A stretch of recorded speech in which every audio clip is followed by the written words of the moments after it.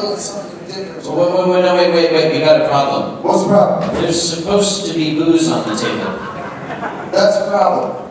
Stagehand, Worry. you the guy responsible for putting booze on this table? Let's go get some We're booze. gonna need some booze. You take care of it. Yeah. What do I do? Tell the story or something. No, just entertain them. Story.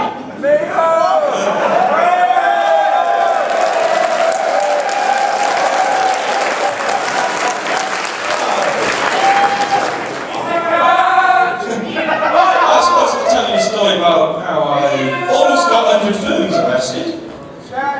And see, about a year ago, I was at this thing called Eurofoods, and some fella came up with this idea. Let's go down to town with a bunch of fursuiters and locals. And being one of the furries who had brought their car with me, they dragged me into it. They're like, you, come here, you drive me, come on. I'm like, okay. They take me to my car, which is somehow already loaded. They managed to squeeze a wolf in the front, husky in the back, hyena next to him, and somehow shoehorned a militant British dragon in the middle of them. You drive us down there. So I'm like, okay. So I get in my car, wait for everyone else to move off, and no one's moving. So I stop this, I'm leaving. And they all followed me. All of them. So I'm driving down, and hey, the taxi driver took me down that street last night. Go down there. And of course, this nice blue and white van pulls up in front of me. I think, that's a police van. Wait, I'm on the right side of the road. Flash my lights in. Kind of gets out the driver's side, comes over to my passenger side window and sees a guy dressed as a wolf. Have you ever seen Star Trek when Spock raises an eyebrow? That was his expression. And to steal one of Uncle Kage's jokes, he goes, ocha. I'm like, I only speak English, mate. He's like, you don't drive down here! It's taxi street for Poland! Nah, you pay 50 euro fine! I'm like, what? I'm shitting kittens at this one. I'm like, what, 50 euro? I ain't got 50 euro. Nah, you pay now! Pulled out my debit card, like, card? Nine! ATM! 9! You pay now! I'm thinking, hold on, there's a bank around here somewhere. Deutsche Bank? 2 minutes! And then he starts stalking after the 6 or 7 cars who followed us, also full of fursuits. Oh shit, Deutsche Bank. And then one of the fursuiters, that great fellow, gives me a 50 euro note. I'm like, 50 euros? Oh, Mr. Police Officer, come here. 50 euros. Thank you! Give me change, like, yeah, 15 euro! You said 50 earlier. 9, 15 euro! Starts chasing after the other guys. You, 15 euro! You, 15 euro! And that's how I got known as the guy who almost got 100 furries arrested at Eurofoods.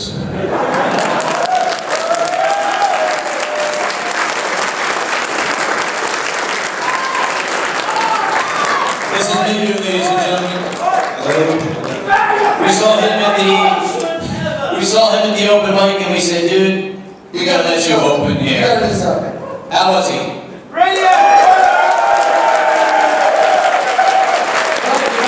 Sign off this off. Wait. Welcome to the sound, guys. We have some lovely music playing out of the monitors here. Wrong side. We're going to do something a little bit different tonight, ladies and gentlemen, because we are so late happens sometimes. At for a concert, sometimes late happens. It happens tonight. So what we're going to do... Drunk also happens, I might. Drunk happens. Has it happened to any of you? I think that number needs to be higher.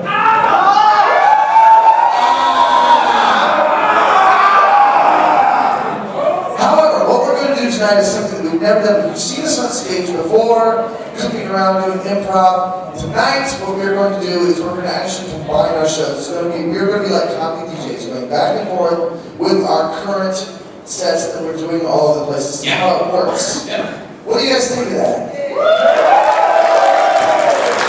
It says 2 versus Kage. By God. let's make it a contest. Okay, I'll go first. Let's flip a coin. I got a coin. No, I don't have a coin. You two have a coin. I don't have a coin. I don't have a coin.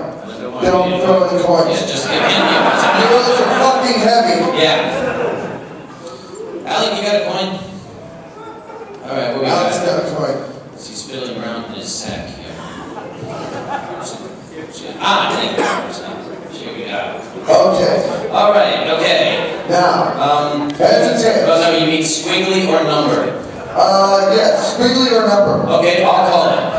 Ready? Squiggly. Squiggly, thank you very much. Anyway. Fuck yeah. Yeah.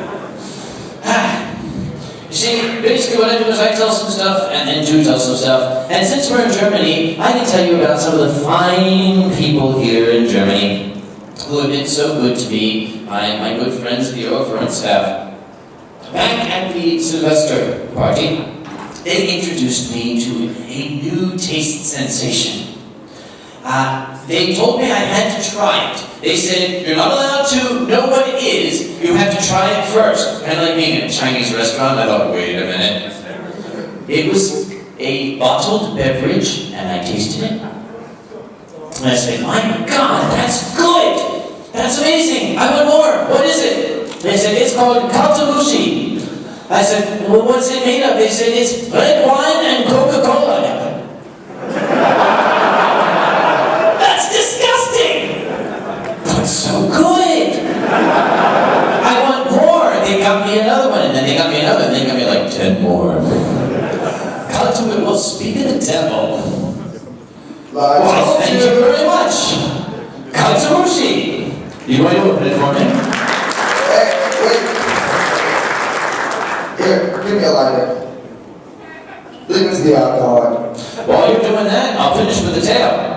Having had like 12 or 15 of those, maybe 20, I was now hooked. It was astonishing stuff. Good lad, thank you.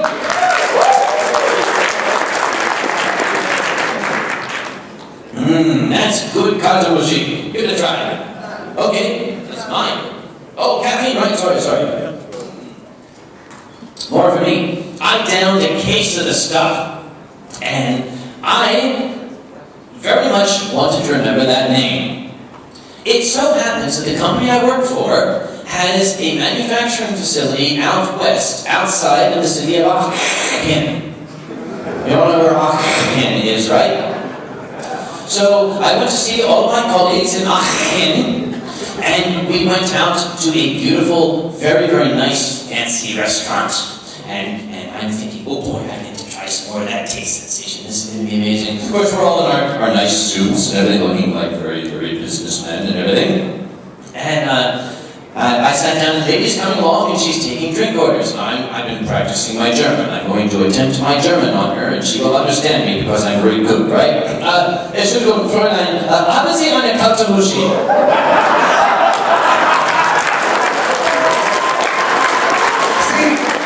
Well, the problem is, the entire restaurant just went silent. I thought she didn't understand me. So what does an American do when someone doesn't understand? Haben Sie eine Kaltamushi? My colleague said, I understand you like white wine. Let's get you some white wine instead. You know, he only explained to me later why it has the little frigid cat on it. Anybody here who doesn't speak German, apparently it translates roughly to, oh, cold pussy. And everybody in the restaurant was curious to know if she had one. It's funny because when you tell that joke in the United States, you actually have to explain it. They completely laughed before. I know. I'm like, oh God, what do I do? They understand this shit. Oh my God, is it my turn? It's your turn. Tell us something about Germany. Welcome to the show. Welcome to the show, ladies and gentlemen. It doesn't matter what you look like, doesn't matter where you're from, doesn't matter what you believe in, doesn't matter if you're gay or straight. Hello, straight people, you look fabulous. You know, I've been thinking about it. Sometimes I think that gay people have it easier than straight people. By show of hands, straight people in the audience. We have a number of them. You have it easier than we see when you're gay.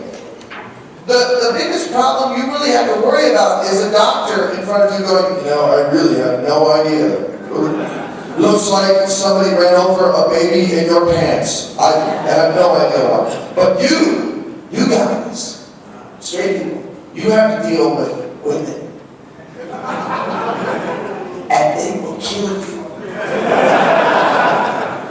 You don't know why, you don't know when, but one of these days, you're gonna wake up being beaten with a toaster, and they'll have to run your dental records just to figure out who the fuck you were. People have asked me, they said, why are you gay? People want to know why I'm gay. You want to know why gay people are gay? I'll tell you, it's simpler than you think it is, okay? At some point, life comes to every young man and says, okay, boobs or sanity. You can't have them both. One of you, they do not occupy the same space at the same time. It doesn't work that way.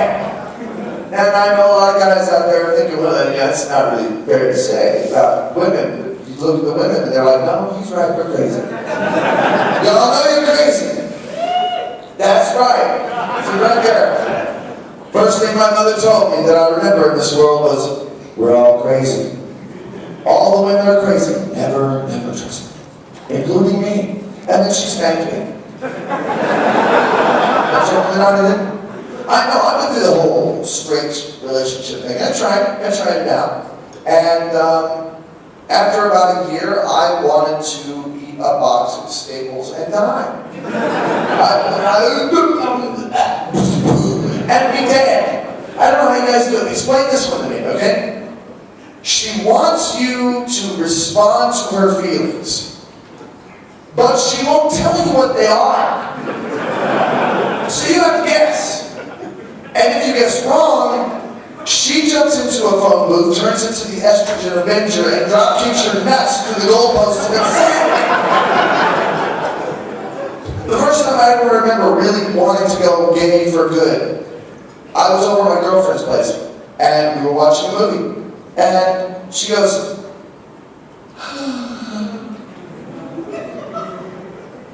I was concerned. So I said, what's wrong, sweetie? And she said, nothing. So I said, okay. You know the little voice in the back of your head that sometimes goes, you failed!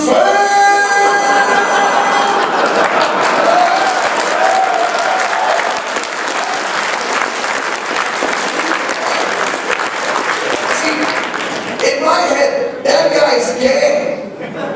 So he just went, fabulous answer. So, 5 minutes later, she starts crying. Now, normally this would concern me, but I know there's nothing wrong because she told me there was nothing wrong. So then she says, you're just terrible, I hate you. I said, what? She said, if we're going to go out, I need you to be aware of my feelings. So I said, okay, what are your feelings? And she said, well, if you don't know, I'm going to bite your nuts off. Well, that's insane. When you're expected to know something, but they won't tell you what it is, and when you ask about it, you get blamed for not knowing it. It's like calling Microsoft tech support.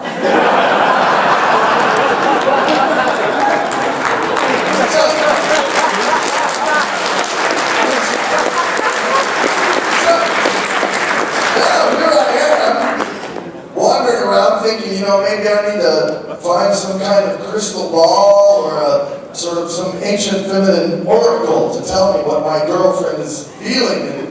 Or at least some old guy in the forest, some wise man who could send me on a quest. That would be fun. It's high in the forbidden mountains. There dwells an enormous roast beef sandwich.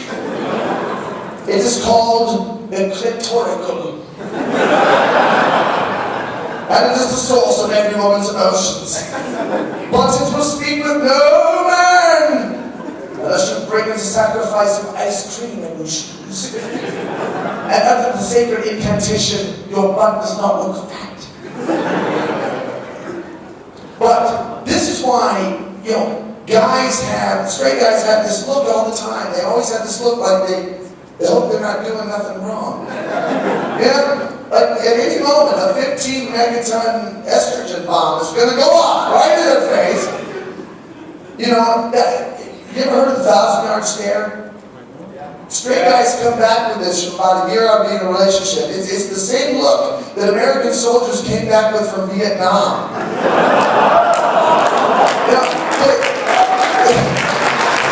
They know there are tripwires everywhere. They don't know where they are, don't know what they look like, but they know as soon as they step on one, an estrogen grenade is going to fall out of the trees and drop kick their nuts out the back of their ass with high heels. And then run off to its mother's house. But this is not to say that women are crazy all the time. I don't want you to get that impression. That's not true. Women are only crazy when you're trying to date them.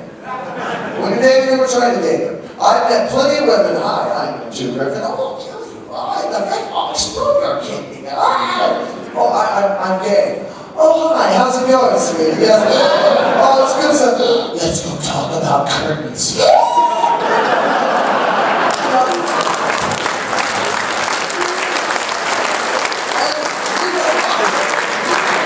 And we talk about things that straight people will never know. But in the end, you have to respect the ladies. That's the point, is you have to respect them. You got to give them room, because when they blame you for something, half the time, they don't care if you did it or not. They just want you to apologize. They want you to put aside your pride and apologize to make them feel better. So remember, when you turn on the crazy switch, when you try to date them, because when you bring the box of chocolates and the flowers and take them out to the movie, you might as well just hack into their programming and say, go get your bad shit. So there is an off switch, and I'm going to tell you what it is. Repeat these words exactly.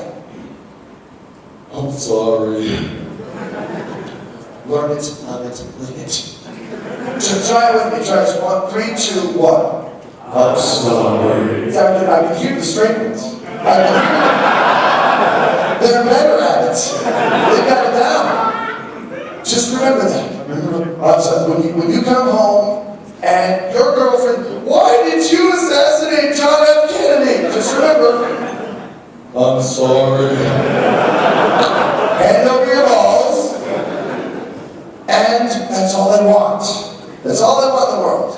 And you can have a good relationship with your female. That is my opinion as a gay man. I don't know about yours, but that's what I've discovered so far.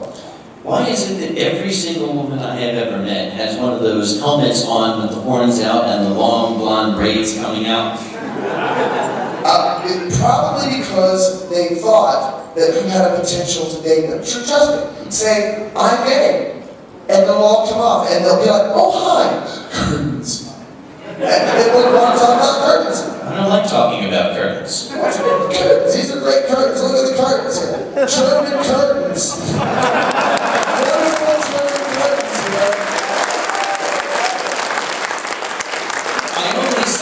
Because Fairlight's pants got stuck on the table and when he tried to climb out, pulling them down. And I didn't want people to see, what he was made of. It would have been funny, actually, now I think about it. You know what? Take it away, Hairbuck. Take what? Take it away? Jesus Christ. Do you know what a tough act he is to follow? Holy cow. He's talking about great stuff. I'm talking about, I always had problems in Germany. I sound like a fucking whiner for God's sake. It's always because I'm being mistreated by people who are supposed to be my friends. Teaching me to say Kaltamushi to my colleagues and things like that. Back at Sylvester last year, I will say Sylvester in Zul, where we will be going on Monday. Yes. Organizing Andre, yeah. Who's going with us, by the way? Oh, no, fuckers. It's just going to be us. Who remembers Andre? That's it. We're going to see him on Mondays. We'll say hi for you. Yeah, we'll drink a few pints for you. A few pints, right? For gallons, Jesus. when I was here for the New Year, I was traveling with a good friend of mine who stayed, and he was just enchanted by the whole thing. He must go back to the ringwork too. He didn't have the money though. And since Night Fox's place was kind of crowded, he didn't have room for 2 extra goofy Americans. He got us a little room in a little bed and breakfast. We call it a bed and breakfast, a little tiny inn that is just near his house in Kage. And when we were leaving, the manager said to us, "Oh, I have for you this a German Christmas cake, traditional Christmas cake to take home to your friends." I said, "Oh, isn't that nice?" And handed me, I said, "Oh, great! This is what I'm excited. Open the bag, open the bag. Oh, damn! Thank you, TomTheDragon. Yeah." So we hopped ourselves into Night Fox's car, and 10.3 seconds later, we were in Dusseldorf Airport. The Jaeger car, the little orange meteor, that thing. The Night Fox, have you ever seen the speedometer in that car? It goes from 400 to 900. Yeah. He got us to Dusseldorf, and the problem was it was snowing. Our flight had been canceled. And I was going to get all American on the lady, but she actually gave us a train ticket down to Frankfurt. So, okay, we took a train down to Frankfurt, dragging this bag behind us there. I know some of you, have you ever flown internationally when you go to Frankfurt, especially if you want to go to the United States? It's, you get off in Frankfurt and then you have to walk to Bonn to get on your international flight. It's like, no. Yes, technology, guys, we has it. So, we got up to security, and when you go on a flight to America, America is the only country that's ever had a security risk, right? Yeah. So I put my bag on the x-ray thing, and I tried to take all the metal out of my pockets, but apparently my teeth fillings were too big for them. Because when I went through, I got beeped, and of course the guy comes up, and he gets the thing,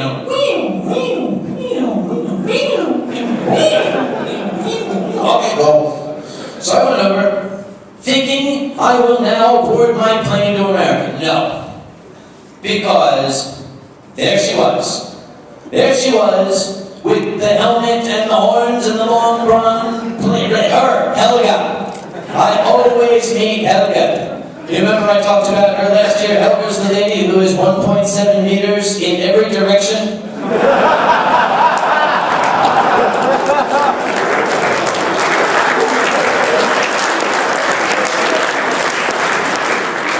She has my bag, and I walked up to her, and she said, "Deutsch or English?" And I said, English. She said, "Is it your bag?" I said, "Yeah, this is mine Kage." And she said, "We believe you have a cake which is stolen." Now, that doesn't sound bad to you guys, but think about what an American thinks. An American who doesn't understand the difference between stolen and gestolen. You have a stolen cake. Oh my God, no, gift. Also wrong thing to say in Germany, I found out. Apparently that means poison, I'm told. He says, "Come with me, ein, zwei. Which is kind of cute. You ever seen a beach ball trying to goose step? Ein, zwei. We went into that little room where the door disappears when you close it, so you don't see it anymore. And inside the room was, I didn't get his name, it was probably Helmut or something. Yes, he's in there, he's sitting at a desk, he's sitting like this. And I went in, and Helmut was very serious, she took the bag down in front of Helmut, and he says, "Open, please." My hands were shaking. I'm in trouble. It's going to happen. They're going to arrest me. I don't know what it was. I open it up, and open it, and she put it, "Yeah, stolen!" That was the new German word I learned. We call it fruitcake in English. Stolen is fruitcake.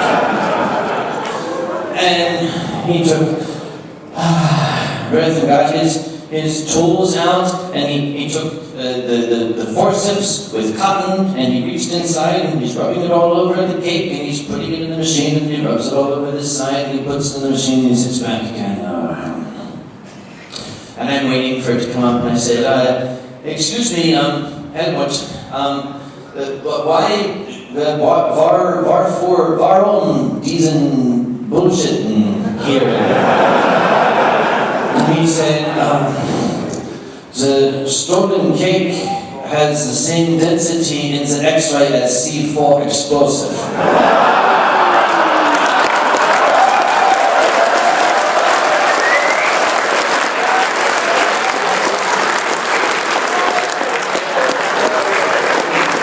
Oh, really?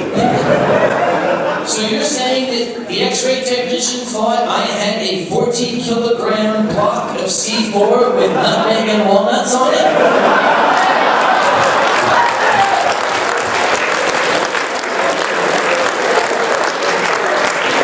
This is the holiday season. Does this happen a lot at this time of year? He said, yeah, you are today number 5.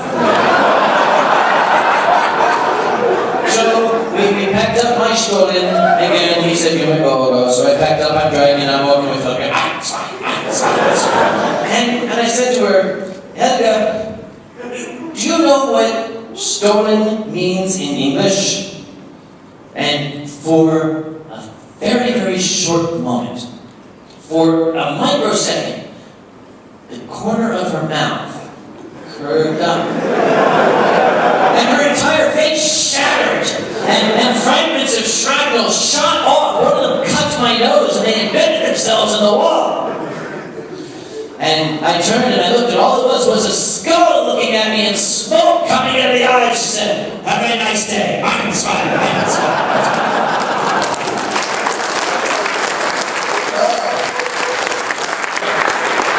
So, you know, I hate to say it, but that seems to be the most intimate experience I've had with a woman, but at my age, you take it where you can get it, okay? She probably thought that you would, date her. I would have dated her. I could have rolled up in a roll of flab and retired. No one would ever have found me. You're lucky you didn't get the death penalty. Well, I can get the death penalty. You could possibly get that. Yeah, you're lucky you didn't get that. I had one guy once, a fan of mine, and he came up and he's like, hey, two for president. And I'm like,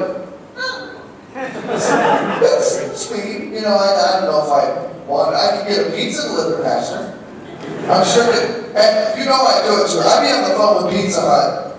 Yes, I need a meat lover's pizza delivered to the White House immediately, or a flood of zombies is going to invade from Sarah Palin's vagina. Yes, it will be like the clown car of the deceased. It will smell like Sarah Palin queefed from space. Can I get breadsticks for that? But I wouldn't turn the job down because it would be too much fun to screw with capital punishment. I don't know what the rules are with capital punishment in Germany. But in the United States, if they decide that you committed a bad enough crime, they kill you. So guess what? Get that. I would mess with this. I would screw with it. I would go over all over the country. I would replace all of the electric chairs with slap chops. All slap chop? Slap chop. One of these damn things. I would completely replace with that. That's right, America. You want to execute any more retarded people, you got to do it with this. What's this? Tie down to a chair and just flip a switch and it's over? No, that's weak. From now on, you got to strap Corky down and watch him flail like a baboon on a broken roller coaster while you slap chop his ass until he dies. That's an execution. And if the government's going to kill people, might as well make it fun for the rest of us. And then, that'd be another rule too. That'd be another rule I'd make. No strapping the arms down. Can't do that anymore.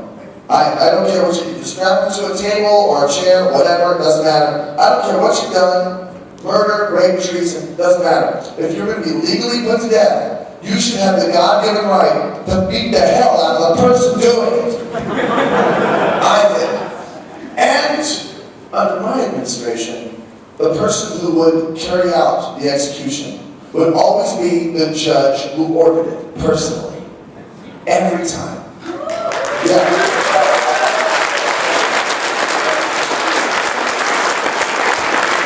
No more sitting behind a desk in a fancy black robe and deciding to end the life of a fellow human being over your morning cup of Kage fucking Olay without getting your hands dirty. In my administration, the government wanted somebody dead, they'd have to dive right in and get blood on their hands too.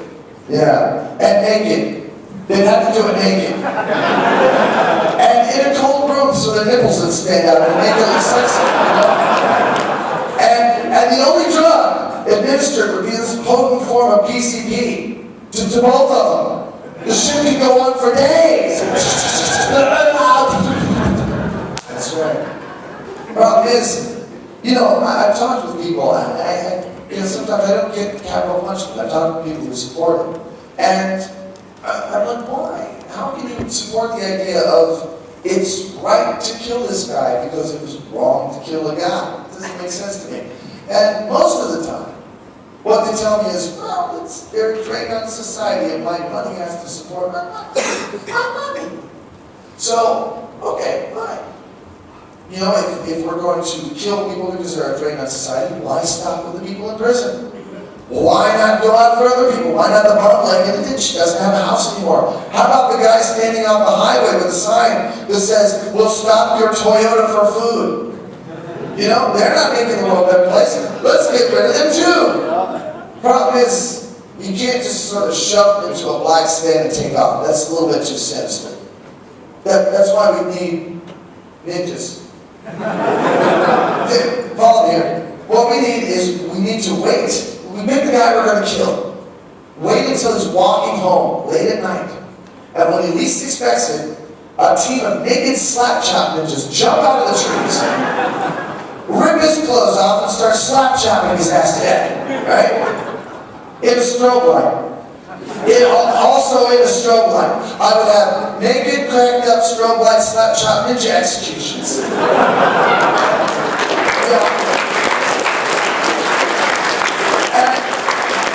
I would film all of them, also naked, and I would put them on TV all over the world so we could bring the families back together. What do you think about the family? I think that there needs to be some more executions on TV to bring the families back together. Well, they're not getting together now. You might as well have something with a mutual interest for them. Yes, exactly. Well, at least it would be fun. Slap chop, executions, ninjas. I like the idea of saying 2 for president. No, I don't want the job. I don't want the job. You've got a good start. What about your economic policy? How would you fix the economy over there? Okay, the American economy is pretty bad right now. There's 2 things I would do to fix it. First of all, I would legalize marijuana. Fuck it. There's far more people getting killed from drinking and driving. When you get stoned, you don't want to go out in a car. All you want to do is sit and watch TV and eat potato chips. And the second thing is I have something that I'm going to call the one-punch law. And that is, as long as it's one punch, you can't sue anybody, you can't be arrested. One punch law. You get one punch. And I would line up, the first person I would put up in front of an entire crowd of people would be Sarah Palin. $5 per punch. I could balance the entire global economy in a fucking week. Because the entire world would line up to just punch her. I'd punch her, would you punch her? You're a good one. If you could fix the economy, I'd be grateful. I'm sure right in her cult is what I You know, that was a very accurate thing to say now that I think about it. Yeah. You know, she was the Alaskan governor, or was the Alaskan governor, right? Yeah, I think she's just a freak now. Well, once you are... You guys know about Patty. Sarah Palin? Yeah, you guys know about Patty. She's America's favorite clown. Yes, she is now. And she was almost our vice president. Oh, Now, once you are president, Joe, I want to talk to you about insurance reform, because I had a bit of a problem with insurance this past year. In fact, it was 1 year ago at this time. 1 year ago, I was at Eurovernance having a remarkable time. I was having the time of my life. Greatest event in the world, your occurrence. So much fun, I never bothered going near the computer. Right? Why should I get online? You people who come to conventions, you fly 3,000 kilometers to go to a convention and play Second Life. I'm not going to do that. I'm going to have fun. I want to meet people. So, on my way back to the airport, I hopped into my car, the rental car that I got onto the Autobahn, and 280 kilometers an hour. Yes, thank you, Gogo. I know that's the speed old people drive. Thank you very much. And charged on back to Frankfurt. Was there in 12 minutes. And I got into the airport, and I went down to the lounge, and I opened up my laptop, and I fired up my email, and the first thing I saw was an email. I live in a condominium. It's like a flat that you own, and it's a two-level condominium. And there's a lady who lives upstairs from me, and the email was from her. A lovely lady named Marilyn, and her email in all capital letters began with, "Emergency, your condo has flooded." I said, "Oh, well, that's nice." What was going through my mind was a biblical flood because I live on top of a hill. I'm the highest point in the county. If my condo is flooded, there's bigger problems than my carpet being soggy. Noah's in the ark in your living room with giraffes and shit, right? Exactly, that was what I was expecting. So I was nervous the whole way home. And I got home, the poor lady upstairs, her name was Marilyn, she burst into tears. "Oh, your place is flooded, it's all my fault." Her washing machine, which was very old, had something of a wardrobe malfunction, you might say. Well, one of the hoses had broken while it was filling, and the water was not filling up her washing machine, it was filling up someplace else. Marilyn had gone out to putter in the garden and was planting some flowers and doing some weeding. She was out there at least an hour. It is unknown how many thousands of liters of water went down into my flat. But they do say that when they pried open my door, when the emergency call went out that there's a problem here, a small tsunami came out over their feet. Oh, great. But when I got home, I went in and it didn't seem that bad to me. There's a little puddle here, and the carpet's a little soggy. But I'll just open all the doors and it will dry out fine. That's what everybody who has a flood says in the first 2 minutes. I called my insurance company, and they said, "Well, we're going to send an expert over." The expert came over and said, "Well, I have good news for you, and bad news. I'll give you the bad news first. The entire place is going to have to be gutted. The floor has to come out, the walls have to come out, the ceiling has to come out. We're going to take this down to concrete and bare timbers, and you're not going to be able to live here for months." And I said, "What's the good news?" He said, "I got laid last night."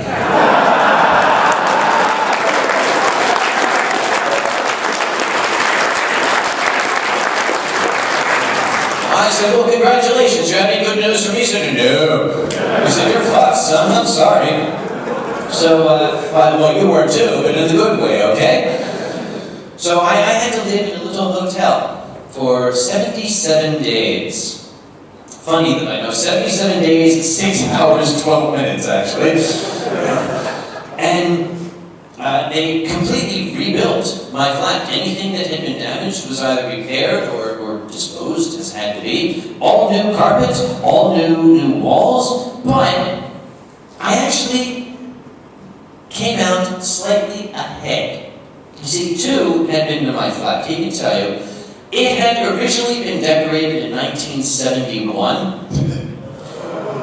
Well, back in 1971, we thought stuff looked cool. Like the wallpaper in the kitchen with the giant green and orange and yellow flowers. And the tile that kind of had the same giant green and yellow and orange flowers on it. And the stove that was the color that never existed in nature. Well, when the man came in, we call it the adjuster, the man to see what the damage is. I came in and said, "Ah, my beautiful kitchen floor." "You can replace that, right?" He said, "Oh yes." I said, "Oh." I had a problem with the carpet in my living room. The carpet was very, very old. I put it in more than 10 years ago, and something of a speed control bump had formed in the middle of it, and it was getting bigger every day, and I kept saying, someday I'll fix that, but it's kind of saying, it keeps me from running down the hall right now, so maybe we'll just keep it a while. Well, I came in with the insurance guy, and I said, oh, what's that? And he said, oh, we'll replace the carpet. I said, oh, good. So I'm feeling I'm making out like a bandit here. Of course, the problem is once they replace it, I ran down the hall, tripped, fell, cracked my head, so anyway, that's a different story. But I thought everything is fine because I have insurance, you see. And I only had to pay the small copay of only like $500 or something. Now, I can afford that. What I did not know was my insurance only covered essentially the air molecules inside the flat. The actual floor, the walls, the insulation, all the stuff they actually replaced was covered by the building owner's insurance policy, the condominium association, we call it. They had a different insurance policy. Theirs had a copay of $5,000. Now, this posed a problem because I didn't have $5,000. Now, I know people are out there going, but Aren't you rich? yeah, she's rich. Uncle Kage has a doctorate and he's a scientist. He must make lots of money. Well, if you think that, you fail. It is the worst business to be in. The sciences in the United States, the market has essentially crashed. A PhD scientist cannot get anything other than a low-paying, low-profile, trivial, minimum-wage job. The only PhD-level scientists in America who are going to get anywhere are people who have three qualities. They need to be able to think on a positively godlike level. They need to be able to kiss ass. And they need to be able to give a fucking good blowjob. And I can sadly only do two of those things.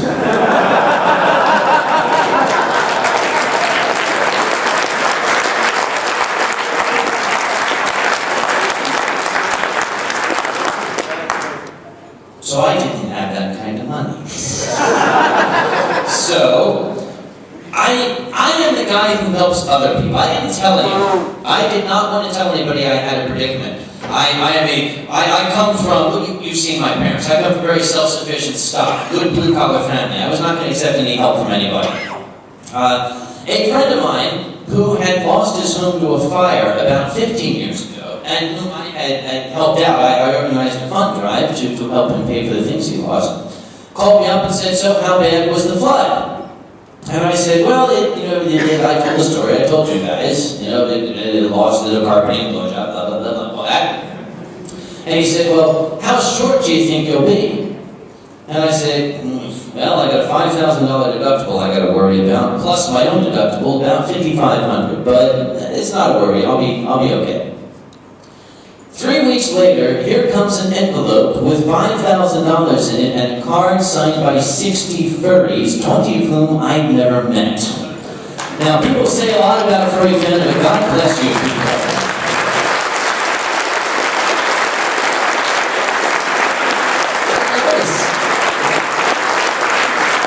Actually, had a similar experience as far as at least the flyer is concerned.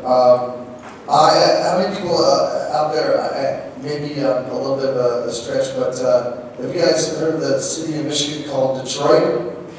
I lived in Detroit. Yeah, and there's some applause from Detroit. What's wrong with you? I lived in, I'm in Los Angeles now. I moved to Los Angeles. I had to get out of Detroit, not because my apartment flooded, but because of the conspiracy. There was a conspiracy in Detroit. I don't know if it was the government. It could have been aliens. But one night, when we went to sleep, they replaced all of the buildings and houses with buildings and houses that look exactly the same as the ones they've taken, except on fire. And then the next night, they replaced everybody I knew with people who looked and acted exactly like the people that they'd taken, except homeless and on fire. So I said, well, I'm not going to put up with this. I can't get any sex around here with people running around on fire and with no skin. It did make the clowns more sexy. The nuns were a lot more fun. But I moved out. I moved to Los Angeles. You know, when I first went to Los Angeles, I never did get the jokes about all the Mexicans that would stand around the hardware stores. There's all these jokes about Mexicans standing around hardware stores. Until I moved to California, and there they were, standing around the hardware stores. I'm like, holy shit, there they are. What's the deal with this? I don't understand. And it wasn't until I actually needed to go and buy some stuff to use for our studio. God forbid you walk out of a hardware store with one board and a nail. Because they will jump on you and attack you. Labor? You want labor? We work. Hey, labor. And they will knock you out. And when you wake up, your daughter's pregnant, you have a new sun deck. And you don't know why. And I'm thinking, why couldn't we have, Italians standing outside of McDonald's cooking? You want cooking? Why can't we have Asians standing outside of the tax preparation offices? Math? You want math? Of course, if America equal opportunity, if you have that, then you have Middle Eastern standing outside of the government buildings. Detonate, we can detonate.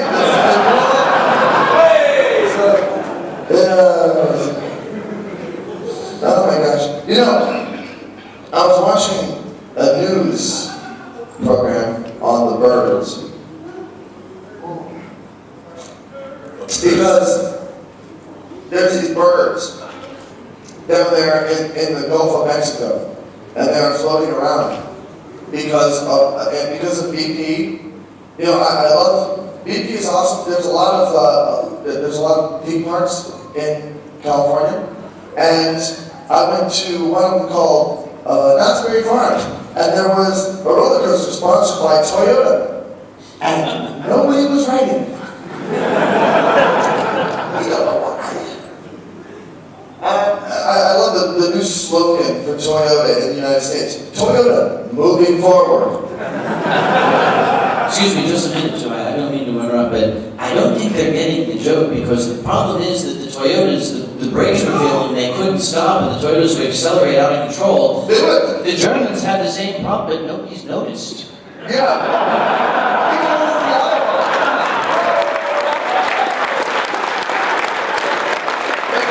You don't have to slow down. It's beautiful. It's wonderful. And so there was that. And we had that. I think that this whole honesty policy with these companies should extend a little BP gushing for possibilities. But they were talking about these birds, and because there's these birds, and they're floating around in the Gulf of Mexico, and they're going to save the birds and then clean them off. And the guy was like, these birds can soak up to 3 to 4 times their own body weight in oil. And so I was like, well, throw the damn birds back in. But they're helping us, are you nuts? Just get a shovel. After that, they can get all oiled up, and then they can go out and stand in front of the hardware stores. What?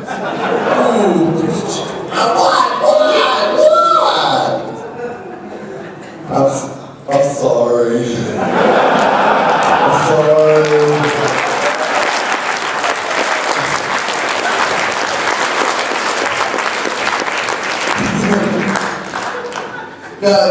Actually, I gotta say, this is a special year for me for several reasons. My sister came to Anthrocon this year. First time any of my family members have ever seen me do stand-up comedy. My sister came. My sister, I've talked about her before, she's round. She's a very round person, and I don't make fun of her because anyone who makes fun of fat people did not grow up with a large sibling. Because they will sit on you. And they will laugh. Me and my brother, we used to have a nickname we used to call her All of It. That was her name. That's what we called her, All of It. And one day we were making fun of her with all of it, and she said, she got pissed off, and she's like, you guys, don't call me all of it one more time, or you're going to regret it. And my brother said, well, didn't you hear that? And I said, yeah, it doesn't sound like she likes it when we call her all of it, and that's the last thing I remember. It all went black, and all I could hear was, my parents didn't find me for days. But another reason it's special for me this year is because this is my 10th anniversary for performing.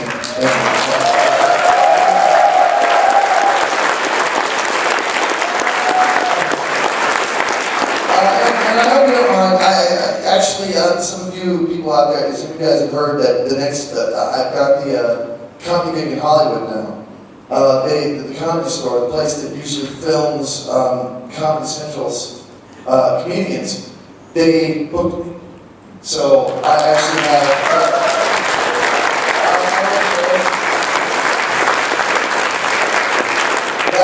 This is awesome, and for me, and so that literally at this point, I'm sitting on the stage right now. The next stage that I'll be standing on will be in Hollywood, California, in front of a lot of Comedy Central executives. And I'll be on a stage that's been performed on by Whoopi Goldberg and Robin Williams and George Carlin and Jim Carrey. And the moment that I can stop masturbating, I will do some comedy. I will do a beautiful show. But yeah, I want to say, if it's okay with you guys, since it is my 10th anniversary, I wonder if it's okay if I can do maybe some of the older classic segments that I've done before. Maybe not here, some of them I haven't done here, but some of the older stuff. Is that okay?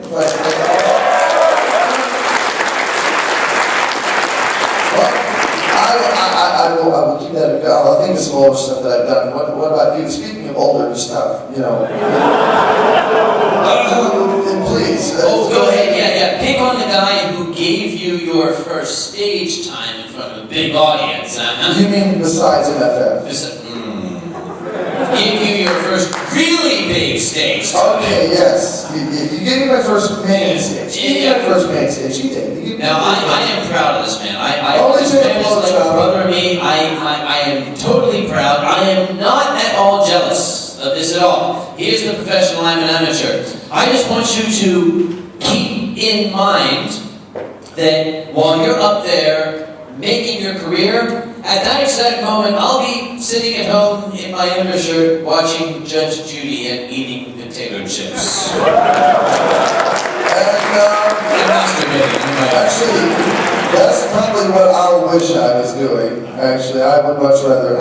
If there's anybody out there who's considering becoming a comic, step 1, go and get an ice pick. Step 2, shove it into your brain. Step 3, die. It's the best thing you can do. If you ever want to be a professional comic, don't do it. Try taking an easier job. Try running the furry convention. I'm doing that. You're doing that. So you're a professional stage comic and you're running a furry convention. Loser! Let me tell you what you're in for. Oh, Lord. You see, I do not run Anthrocon. People seem to say, oh, Kage runs Anthrocon. That's not how it works. The way Anthrocon works is I have a board of directors of 10 people underneath me. The way it works is I come up with stupid ideas and they stop me from doing them. It's true, it's true. That's how Anthrocon works. I go, let's do this wonderful thing, and they say, oh, yeah, no. And I go, oh, I'm chairman, it's my con. They say, no, you work for us. Sit down, shut up. I go, I want to have a 2-hour story hour. They say, no, you have 1 hour like everybody else. Well, you have 2, an hour and a half, because people like it more than you, but you don't have it. What? It's my con. Anyway, that's a different story. I'm getting all on a tangent here. Notice we have longer about but anyway, That's longer. No. We'll talk later. I'll come to your room and think at a god like scientific level. Oh, thank you.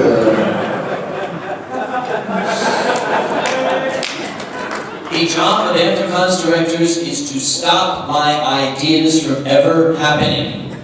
This year, they did not succeed. I had a brilliant idea. I am so smart! I got the code, I got the PhD, I got the giant brain leaking out my ears. I have a smart idea. It's so smart, I'm not even going to run it by the directors. I'll just implement it and they'll be proud of me. Or so I thought. You see, my job, I drive this giant yellow, 10-meter long truck that has to go from my house to a tiny neighborhood in Philadelphia where we borrow the art show equipment from the Philadelphia Science Fiction Society because they have more than they can use and we need more than they got. It is a 2-hour process of taking pipe and panels and just individual piece of equipment one at a time from this tiny little garage in a tiny little neighborhood that this 3-meter truck could crush if it fell over. And I was sick of all this, so I said, I am going to purchase large flatbed trolleys. And when we take the equipment from this garage, we're going to put it all on the trolleys, secure it down, and when we come home, we'll just roll these all into the garage so we don't have to carry it all piece by piece. Brilliant idea! Could not possibly have anything go wrong. So you guys thought the same thing. So what I did was I bought the trolleys, and I bought these huge airplane-style wheel chocks to put under the wheels. Big things so they couldn't roll around in the back. And we took the stuff out of the garage, we put everything on the trolleys, 7 trolleys, we loaded them up this high, and we simply rolled them onto the truck. And then we put the chocks under the wheels, and we took off toward Pittsburgh. And we're driving along, and I'm talking to the guy, having a great time, and I heard, that was odd. Sounds like, you hear something in the,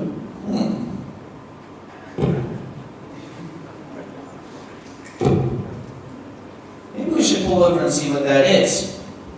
So we pulled over to a little rest area, and I was driving with one of my logistics crew, and I said, get out, go in the back, and see how things are.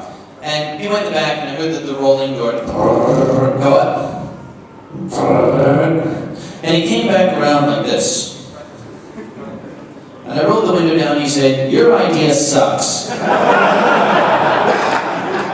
In fact, your idea sucks so much, we're going to have to change the language to invent a new word for suck to describe just how sucky your sucky idea sucks.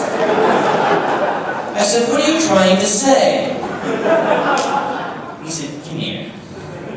So I went down, went to the back of the truck. You see, on the way back, I was worried that the carts had maybe broken loose and had hit the wall of the truck and had maybe dented the wall of the truck, which we rent and we had to pay for it. Fortunately, the boxes of light bulbs broke that impact, so the truck was fine.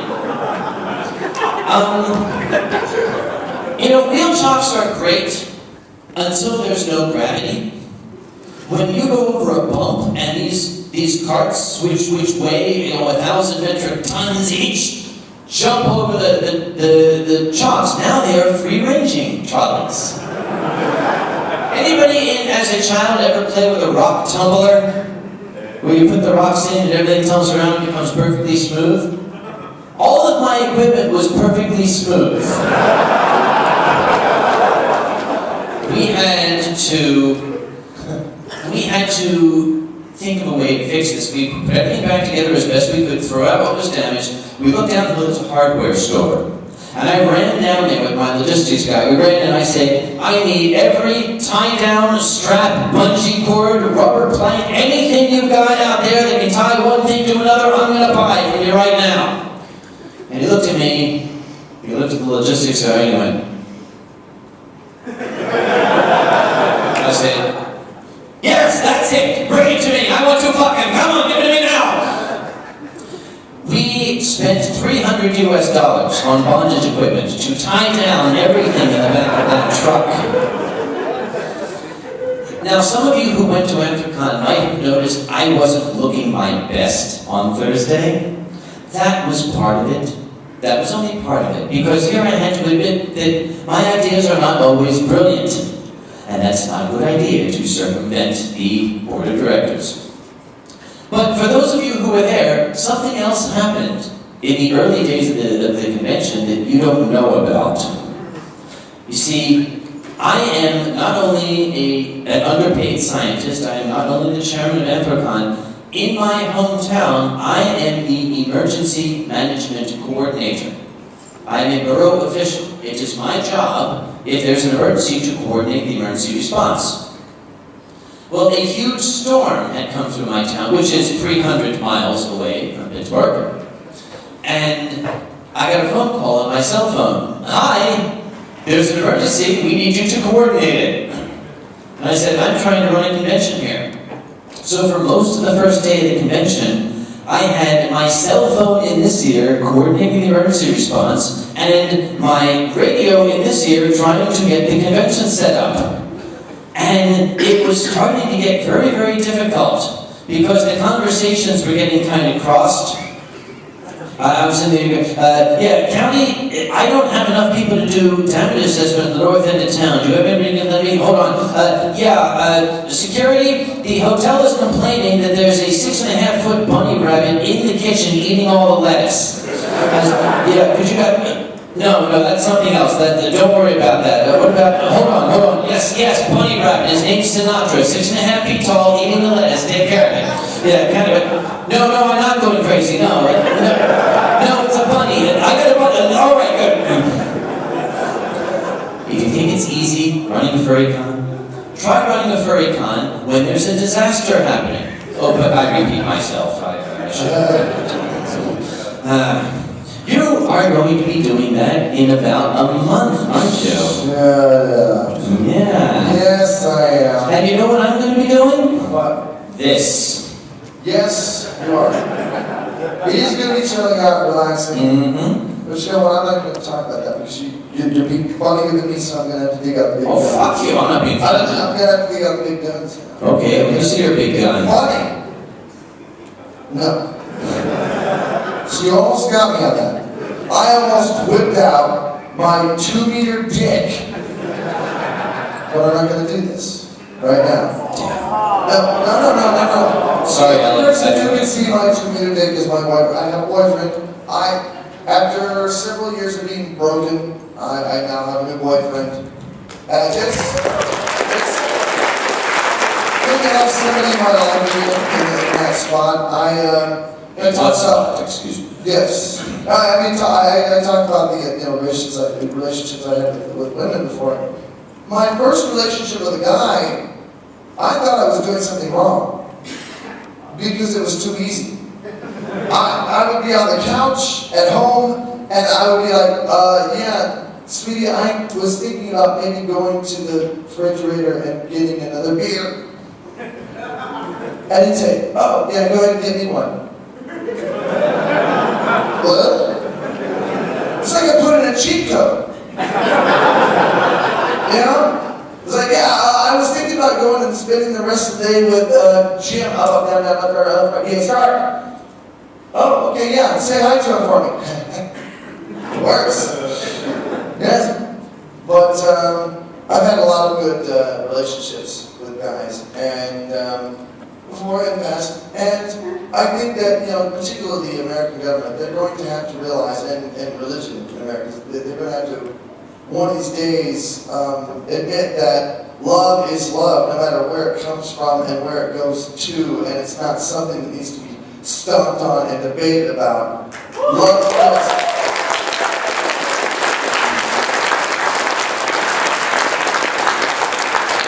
Something I think that needs to be encouraged in this world, and you have these people running around that are against this.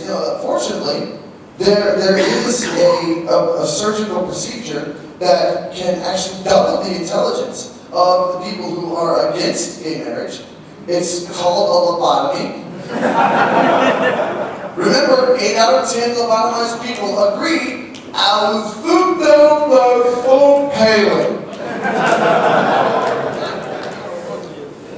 Now, where do these people come from? How do they get in charge?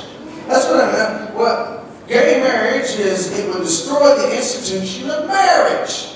Right. Because the way to destroy marriage is to let more people get married. Do us a favor, please. Go choke to death on your own drool. Okay? Upload a YouTube video so I can sit there going that way. These are the actual reasons that the American government continues to keep gay marriage illegal. Some of the actual reasons here. Gay marriage is for procreation. Okay, I get it. Marriage is all about kids now. It's all about having babies, and gay people cannot have babies. So, fine, I can get that. I expect the marriages of everyone in America who was infertile to be dissolved immediately. No more of that. Yes. If you are unwilling or unable to have kids, no more marriage group. Off the list. Bye. You're gone. What's another one? Well, gay couples just aren't the prime, they're not the optimal environment for kids, for raising kids. Well, great, let's go tell that to the Grand Wizard of the KKK and his wife. They're married, rapists can get married, murderers can get married, bank robbers, Satanists, John and Yoko, oh no, for God's sake! The people who blew up the World Trade Center can have a legal right in my country to get married, and I don't, because I'm not an optimal environment for children, which they've already told me I can't have! So, anyone who can ever be a not positive influence on their children, anybody who's ever gone to jail, anybody who drinks, right off the list, no more marriage for you. Well, see, marriage is traditionally between one man and one woman. So close. Traditionally in the United States, marriage was between one white man and one white woman. That's right. If you were a minority, And interracial marriages, they hung you from a tree for that. No. So anyone not white and interracial marriages, off the list. Let's see, who's that leave? Old religious white people. That's the only people who get married in our country, apparently. Well, let me tell you something, old religious white people. If these racist, bigoted ideas are the traditions that you want passed down from generation to generation, I don't think the problem is that I'm not having kids. I think the problem is that you are.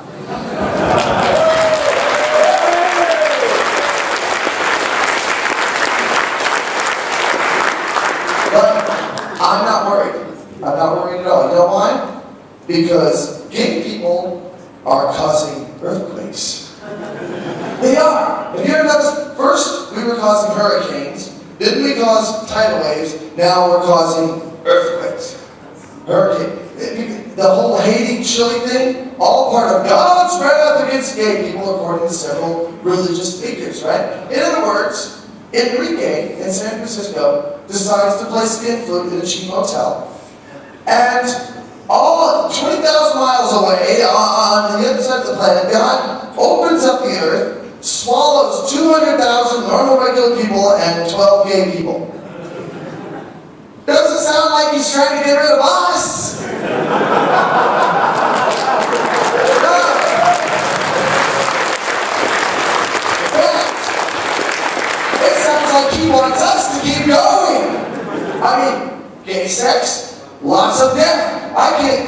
better way to put on a cherry on top of something that was already powerful fun. You remember what they say, Every time you masturbate, God kills a kitten. Yeah, well, when we do it, he kills people. And that's better. That's right. See, but what I really want to know is if God will knock down, if God will cause earthquakes because of gay sex, what do furries do?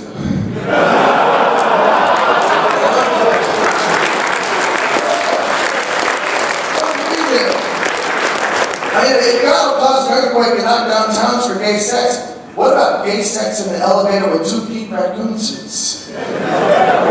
Surely that's where the meteor strikes, somewhere in China, right? Throw in a quadriplegic guy with a video camera, maybe the meteor will turn into a giant butt plug shaped like Chuck Norris's fist. Anything could happen. We have to experiment. And I know we're not the kind of people that, instantly, go out and buy a 2,000-euro fursuit and go, hey, body fluids go, but maybe we should smell it. That's what everybody thinks we're doing anyway, right? Maybe we should start doing this. We would have to experiment on this. We would have to find out what we could do. But 6 furries in a circle jerk wearing leather bondage dinosaur outfits, Western Russia is hit by a plague of midgets. 2 bodies 60-90 while watching water shit down. Everybody in Cuba's left leg falls off.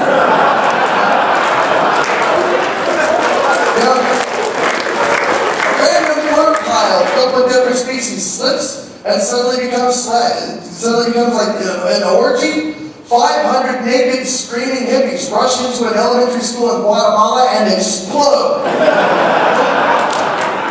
The possibilities are endless. We need to harness this power. We need to get it down to a science. Learn what we're doing. That way, the next time someone comes up to us and goes, well, you're just a freak. You've been held for a fag. Then we can go, yeah, well, you just lost the Vatican, pal.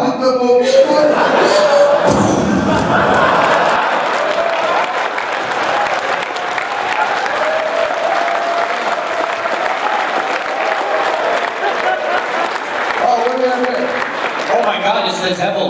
It's the devil. Hello, what's this? It's demon shine. It's demon shine. Is that German for any particular thing? Yeah, I guess he wants us to wax him. Pour on shine. No effort, instant shine in minutes. Up to 8 applications. I think he wants us to polish his staff. Up to 8 times. Yes. It's a revolutionary top gloss shine treatment. Simply add to a bucket of water, pour over the cat, and drive off. What? Car over the car, and drive off. That's it. I remember this. I think it was Shiny Demon now. Yeah, you'll shine some demons. That's nice. Oh my Dude, goodness. don't stop. Jesus Christ. I got nothing to follow that. Of course you do. What? Something. What? Put it back in there. I don't know. Okay, I can do that. Oh, well. We talked about... What? The process does. I don't know. Will it blow up? I don't know. Let's find out. It's, Jungle Fral. It's got a monkey beating off on a banana leaf. Okay, wait. Oh, it looks good. It looks like licorice. We have to find out what this is. Well, okay. This is like that you gave us the Schweinfleisch, remember that? And that was something, while you're opening that, I back at the Sylvester party, my friend that I was with, he's actually a gourmet cook. And he wanted to make a lovely breakfast for the Eurofurence crew.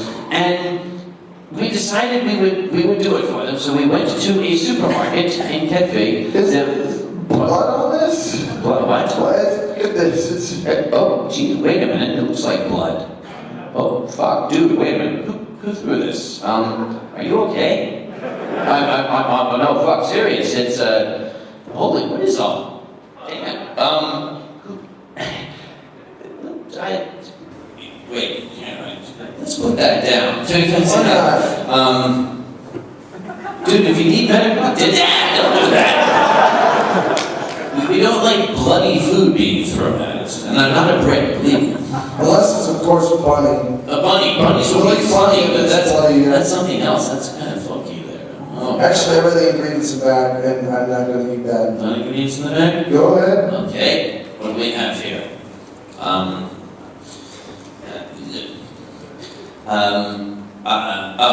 It's German. Schweinfleisch. Nein. Pferdescheiße. What is Pferdescheiße? Pferdescheiße. Yeah? It's, wait, Pferdescheiße, isn't that horse shit? Pferdescheiße? Arschficker. Oh, Arschficker. Maybe later. See, that's the problem. That's the problem with Americans trying to figure out what they want to eat in German, because we ran into that. We made a big shopping list of what we wanted to buy in the supermarket, but we forgot to write down the German word for it. So we went in, the first thing we wanted was bacon. Now, to you Germans, this may not seem funny, but I got news for you. Everything in the meat portion of your supermarket to us looks like bacon. And you have 10,000 different words to describe pig-like products. You know, I mean, that's what it is, you know, the Lebenskrauschen, the Pferdeschützen, the Schnitzelgruben, the Schickelgruber, you know, it's just... The Pferdescheiße. Pferdescheiße, you know, we spent 20 minutes. Here is a bacon-like product. We're trying to compare it to the other bacon-like product. And here, let's put it next to the slightly darker bacon-like product.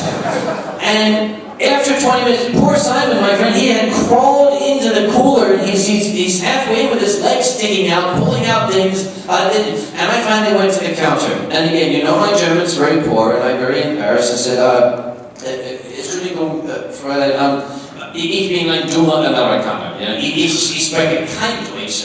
Ich wünsche, in English is bacon. Haben Sie diesen Bacon? She said, oh yeah, kommen Sie here. She went over, kind of pushed Simon's legs out of the way and pushed back. She pulled out this package with giant 12-inch tall letters that said bacon on it. I'm like, oh, look, I learned a new German word. So bacon was the first thing we needed. The second thing we needed was, now you guys aren't going to know what this is, chives. What is the cooks out there, what are chives in German? You don't know, because I don't know. We bought something that looked like crabgrass. It might have been chives, I don't know, but it tasted good. Then we needed sour cream. How hard could that be? When you go into the dairy aisle in one of your supermarkets, you put a cow on every fucking package. There was a cow on the bacon, for Christ's sake. I said, "Son, just buy a carton with a cow on it. How could you go wrong?" He came to me with tears flowing down his face. And we went to the dairy aisle. Well, here's a carton with a cow on it, but it rattles. And here's a carton with a cow on it, but the contents I can see through appear to be black. And here's something, Americans, we're very surprised. What is this? It says dick milk.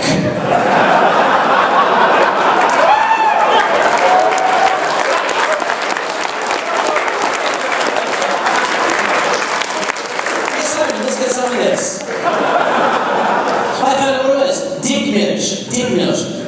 By the time we got out of the supermarket with all our things for breakfast, it was time to make dinner. So I don't mean to disparage German supermarkets, but could you at least put a picture of what's inside the package, not just a random animal on the outside? It would be very helpful to tourists. Thank you very much. Like this one package I found, it was a package that had this happy, smiling octopus holding up. I swear to God, it looked like a dildo on it. And it was like, it almost looked like a package of pixie sticks. Was it an octopus with a dildo? I found carrot soda in the grocery store yesterday. Are you sure it was carrot soda? I drank it. It was carrot Are soda. you sure it wasn't polish? I don't know. It might have been. That's the funny thing, when you go to a different country, the things that seem normal to you are extremely strange, but the things that seem strange to you are perfectly normal to people around. If they came to the United States, what would they think of some of the shit we put into our bodies? Well, they wouldn't find any dick milk, I'll tell you that. It depends on what neighborhood they go to. It's true. Depends on what version. You want dick milk, go to Andrew County. Sorry. I'm sorry. I can get away with anything now, I'm sorry. Oh my God. Anthropon this year at least was reasonably successful. It Reasonably. Come on, well, relax. How many people went to Anthropon? Look at that. How many people think it was reasonably successful? Okay, now how many people was fucking awesomely successful? how many people think it would be better if it was run by Germans? Okay, that's it. Gina, you're in charge. Bye. It's democracy. It works, You're bitch. trying to kill the man. What are you doing? Well, okay, it looked easy. It looked easy. I don't think, Cheetah, I told you what happened later. You see, things did go fairly well for me this year. To the point that when I got home, I actually felt a little bit of post-con depression. I haven't felt that in 12 years from Anthropon. It was like, oh boy, this PCD? It's PCD, yes. I actually feel kind of sad. Everybody was happy, they enjoyed themselves, and now it's done.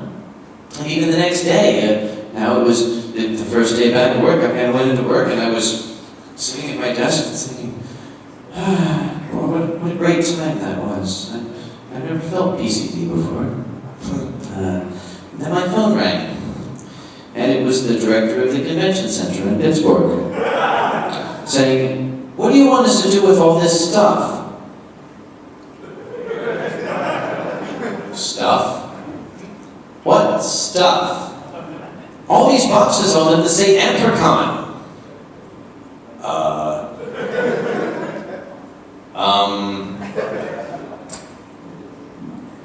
Where are these boxes? Well, they're sitting in our loading dock, and they all appear to belong to you. They have the Anthropon name and the address in Malvern. I said, how many are there? And he said, oh, about 30. I didn't feel PCD anymore. Apparently, in our haste to pack up, we had not put everything on those little trolleys that I had thought. So, the nightmare I've had for so many years of getting home, it was the nightmare. I'd get home and for weeks, I think I'd get a phone call, you left stuff in Pittsburgh 300 miles away, and I wake up, oh, what an awful nightmare. I was sitting at my desk for 4 hours with a pair of scissors stabbing my legs saying, wake up, wake up, wake up, wake up. It's sad. If it looks like it went so well, just keep believing that. And I can tell you, do you think Eurofurnace has gone well this year? It has. Just remember what you don't know. I went backstage earlier, and I found Cheetah, and Cheetah had the face. He had this face. Yes, I've seen that face. Yes. This is the face of doom. I think he needs Booze. drugs. No, he needs booze. Drugs. Drugs. But booze. Drugs.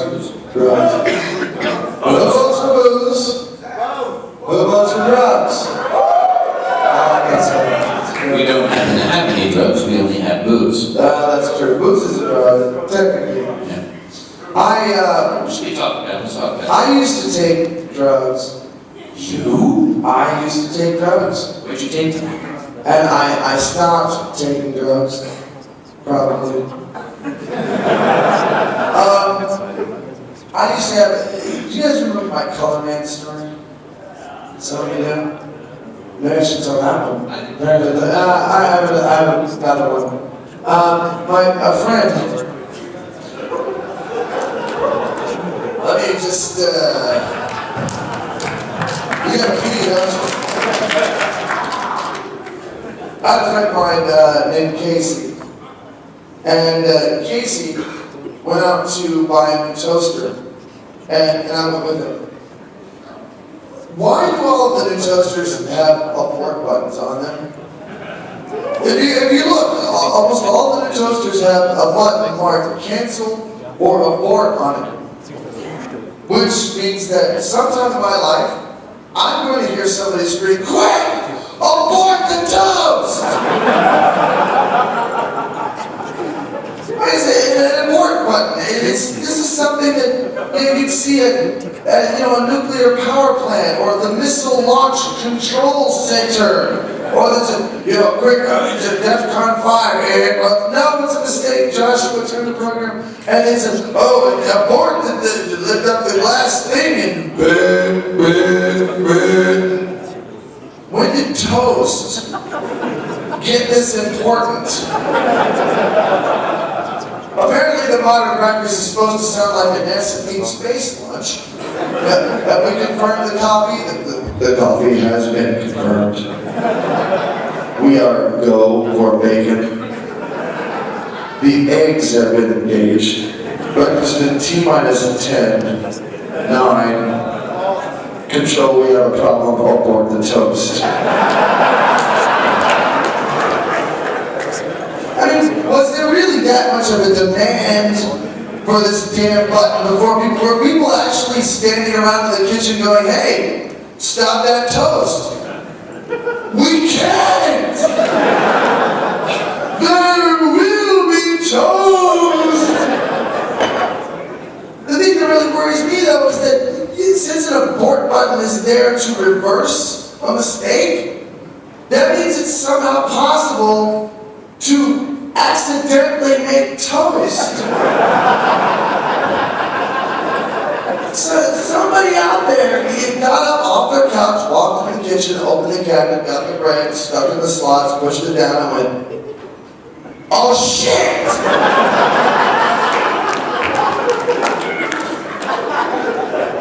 Casey, this was Casey. The other one, Casey was awesome. Well, one day, back in the Narva Cube, we used to have this place called the Narva Cube, which means that a bunch of furries got together and we took over an apartment building. An entire apartment building. It was really cool the way we did it too, because one of us moved in, we got really good with the management, and then when another apartment was coming up for rent, we would put down the deposit, and we would move in another furry. And eventually, the entire apartment building was furries. And we could walk around on the weekends on the decks in fursuits. Fuck you, normal people. This is our building. Now, every now and then, we used to do some drugs. And sometimes it was LSD. Other times it was LSD. Did I just say that twice? I think you did. Wow. So, so we're there one day. Casey, he was new to our group, right? He'd never done anything like that. But we had this little crowd, this little group that would go and we would take drugs and freak out. And we would love it. It was fine. It was great. Casey, we weren't sure about. He was new. So we're like, okay. Now, one thing to know about when you take, hallucinogens, time gets longer. You get up to go, I'm going to go to the bedroom, and to the other bedroom, and you begin to walk. 5 years passed. You meet people coming the other way. Hello, weary traveler. How are the mountains? Snow. And finally you get to the other room. That was a long damn trip. So here we are, and we're in one apartment. We're all, very messed up. People are coming into the house that aren't tripping, and they're like, "Hey, check out this new drink I just made." And 4 of us would sniff it and go, "It smells crippled. Joey is upstairs. Now, like I said, we're not sure about this guy. We're not positive about it. So we're gonna go and we're gonna have, we're gonna trip with this guy to make sure he's cool. And then we realize he's up 3 flights of stairs and on the other side of the building. That's about 1,000 years. So we're like, what are we gonna do? Will we live that long? We may need to bring food. And some of us were in fursuit. Oh God. That was so awesome. Some of us were in fursuit. So here we go. We're gonna go up to Joey's place. Sorry, Casey, I keep calling him Joey. Casey was his real name, Joey was his first name. We're gonna go up to Casey's place. And so here we are, we walk out, there's 4 of us. We walk out of the place, and we grab onto each other's tails so that we don't get lost. Because this can happen. And we start up the staircase.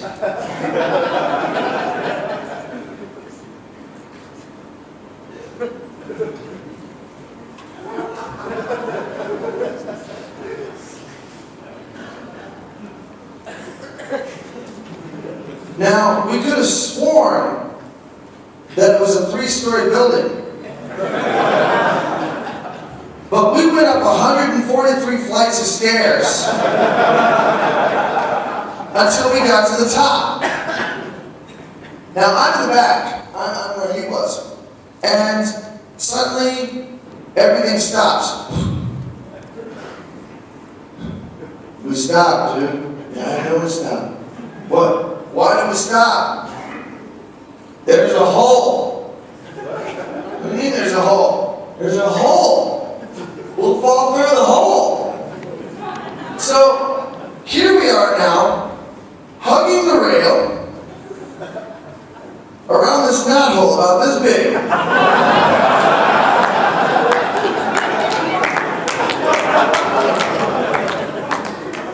We get up to Joey's place. He's sitting in the corner, and here's your stuff. Now, Joey, let me tell you a little bit about Joey. We called him the science teacher. He dressed in a pinstripe suit. He looked like your science teacher from high school. And he used to run this little event called B-Movie Night. Bad movies, on purpose. Sometimes we would speed them up by twice and play heavy metal music. Godzilla rocks when you do that. Now, if you showed up on time to his event, he would take a little gold star. I don't know if they do that in Germany, but in America, if you did good on your papers in elementary school, they would give you a little gold star in your paper. He was the science teacher. You showed up, he'd give you a little gold star right on your martini glass. Gold star. You made it on time. Gold star. You'd walk in, gold star. Now, if you made it slightly late, he'd give you a green star. If you were really late, he'd give you a red star. And if you made it completely late, he wouldn't give you anything. You were the help. It's like, yeah, you have to fill our glasses from now on. So, here he's sitting in the corner, and it's been a couple of hours. And we're curious. The stuff should have taken effect by now, but he's just sitting there watching us. And, I mean, in the meantime, we're sitting around in a circle, writing things in the carpet, because it stays there. In fact, it was. Remember the beginning of, what was it, Secret of M? Remember the pen? That's what this shit did. You write something and it'll go, we're like, whoa, I can read this shit. How do you do that? We're sitting there.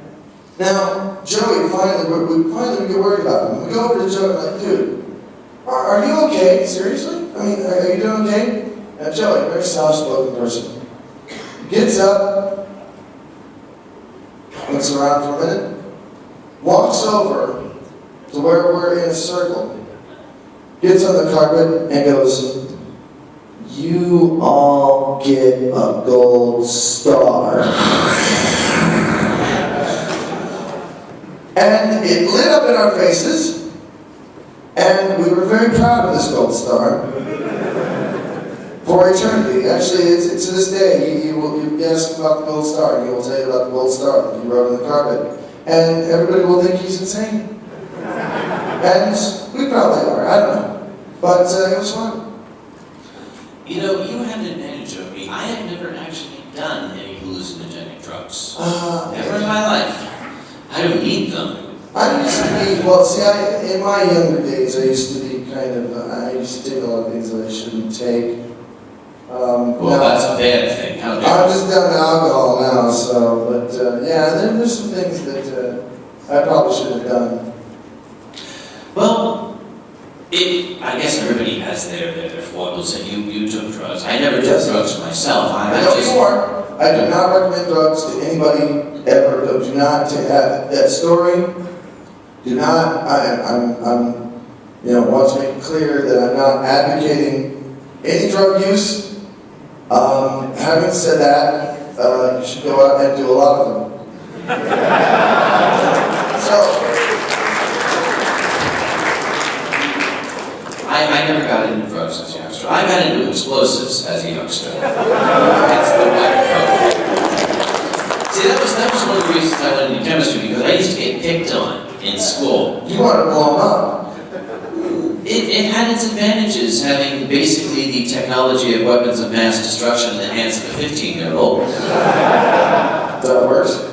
And some of them are so damn simple. And I have to really be careful, because no, I'm not going to tell you. I ain't going to tell you. But some of the things I was able to concoct, these days they would arrest me and have an FBI file on me. There was one guy who used to like to punch me, and so I walked in, he'd just like haul off and punch me. And then of course he had all his friends, he had this big gang of friends, and they would act like, what's he talking about? We didn't see anything. Nobody saw anything. Nobody ever saw him punch me. Nobody saw me digging with his locker one day. See, I had to go to the restroom. I went outside, and I had done some extracurricular work in the science lab. Hell, you could have just kind of simple broke into his locker and planted some stolen cake. Now that I think about it, that probably would have worked even better. But stolen does not cause the door of the locker to fly off and smack into the wall across from it. Nice. I put a little too much stolen in the locker that time. And the thing was, everybody knew I did it. But I had two things going for me. One, I was a very intelligent kid. I was like the star of the school. And the other thing was, the school district was terrified to the point of paralysis of having to deal with my mother.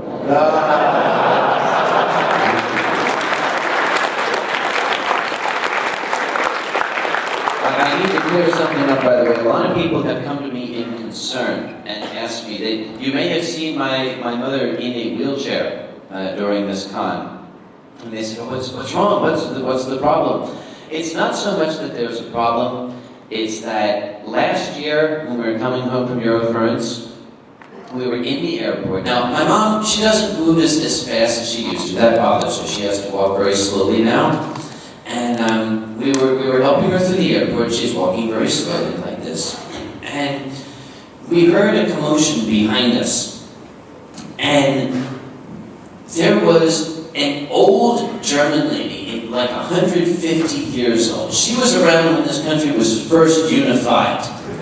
And she's being pushed at about 30 kilometers an hour by an airport employee, and she's got her cane, and she's out going, "Mach schnell, mach schnell, schnell!" And I watched Mom look at that. She got ideas. I leaned to Dad, I said, I think we're going to be in trouble next year. Maybe we should leave her home. Well, when we got to Philadelphia Airport, she came toddling up and we dropped off her luggage. And I saw her go over and talk to an airline employee. And when we were getting ready to leave the luggage counter, along came an employee with a wheelchair. And I said, oh gosh. She has discovered that, one, not only do people treat you very nicely when you're in a wheelchair, but two, you can go really fast. And 3, you can reach out and hit people. You can pull their skin off and they're not going to touch you because you're in a wheelchair. So if anybody is concerned, please do not be concerned. Everything is fine. Mom is just, shall we say, enjoying her trip to Germany. Yes.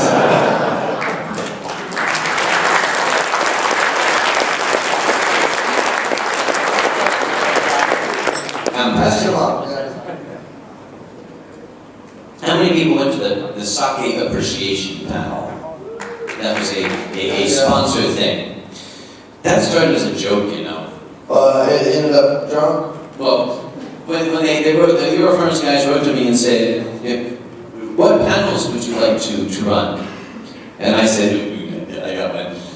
Sake appreciation. Give me some sake and I'll appreciate it. And they did it. And then I got here and it's on the schedule. I'm like, well, shit. And they gave me some sake and boy, did I appreciate it. I did share it with the Germans. I shared it with the Germans. Although, there's a difference between Germans and Americans. Well, there's a lot of difference between German and American. Well, for one, we suck, they don't. Yes. But you can see, because I had some help, but he's such a good friend, I forget his name. I always called him Herr Bürgermeister. You know, where is he? Is he out here? No?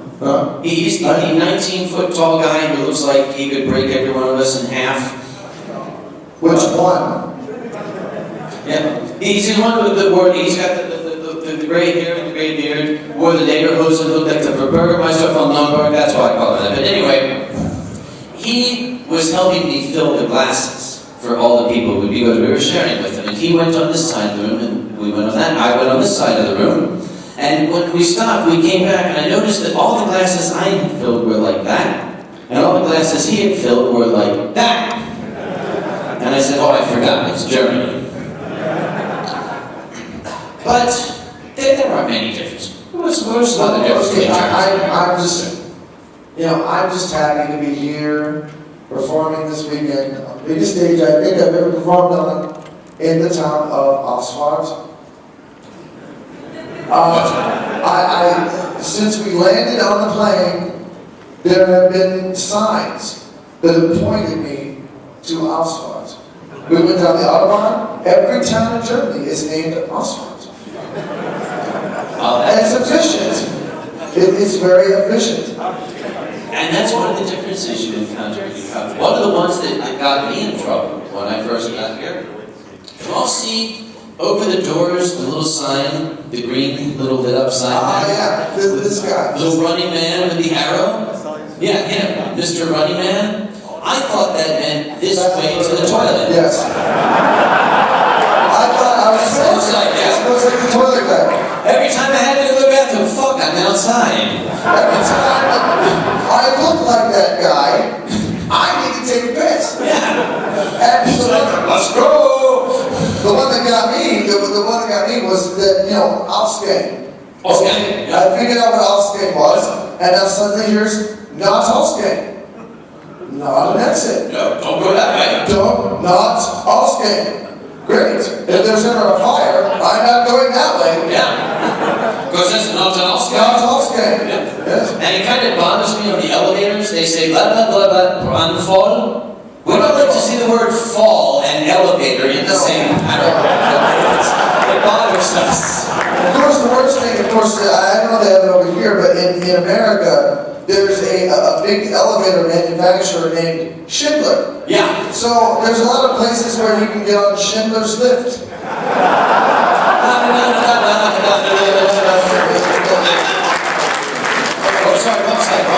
Wrong side.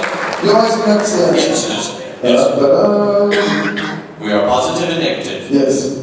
Have you ever noticed whenever we do this, I wind up on the left, he winds up on the right? Don't. It just happens that way. It just feels, if we try to perform and we're like this, it's like... And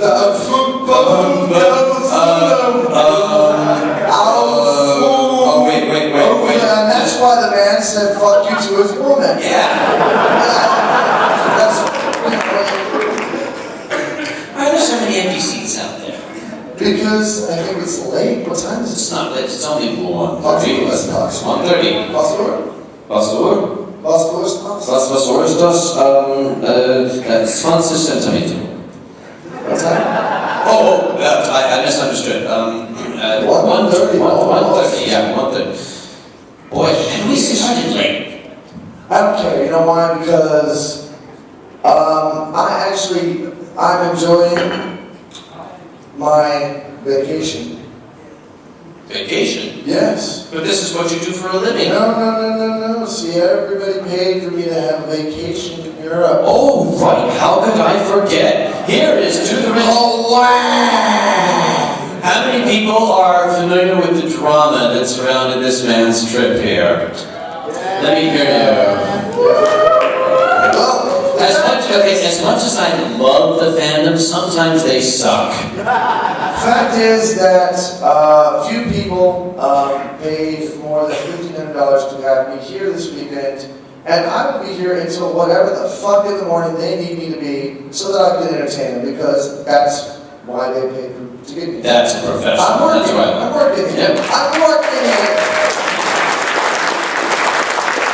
For those of you who don't know what the hell we're talking about, Mr. Ranting Griffin here found that... It's just a T Griffin. So Mr. TG here, he found that his finances were a little short for this time of year. He was not going to be able to afford the trip out. I was not. Now, I was very concerned because, as you can see, if I just get up here myself, I'm just an old fuck making noise. I might as well be farting out my mouth. I'm not funny. Watch this. Watch it. What? Okay, I'm gone. Okay. So there was this German guy, and he was stupid. Here I am! Oh my God, you're the Ranting Griffin! So anyway, when I fucked that nun, she just said to me, it's true. It's true. I cannot be funny with that. I am at my... How many people would say I'm at my best when I share the stage with this man?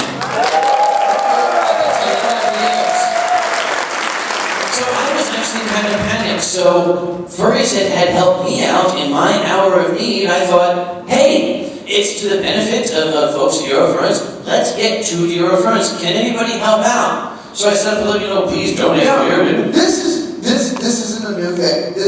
There was I think 3 years back, a very kind person mostly got me the Eurofurence usually, and 1 year he couldn't manage to do it. So we said, hey, I can get there this year if there's enough people who would like me to come. Toss the money in a hat, and I can be. And it happened. No drama. Nothing happened. Just like, okay. And I got here. Actually, a big part of the finish was going to Finland. You out there? Finland is out there. Yeah, a lot of those guys helped out. No problem whatsoever. However, this year I said, hey, if anybody wants to help the Ranting Griffin get 2 Eurofurence because it will make me funnier, help us out here. And some dickweed got up there and said, how come you're not helping other people out? How come, what about my friends? I want you to help my friends. And I guess I used the poor choice of words. I said, look, when your friends return as much of the fandom as this band does, then I'll help them out too. Oh shit, I'm the Antichrist now. Where's the typhoon coming on? Just send me down to hell and I'll start punishing sinners. That would have been what's changed, all kinds of crazy shit. It would have been more fun. Yes. Drama. Thousands of responses. Oh, Uncle Kage's a shithead. Don't do this. This is a horrible thing.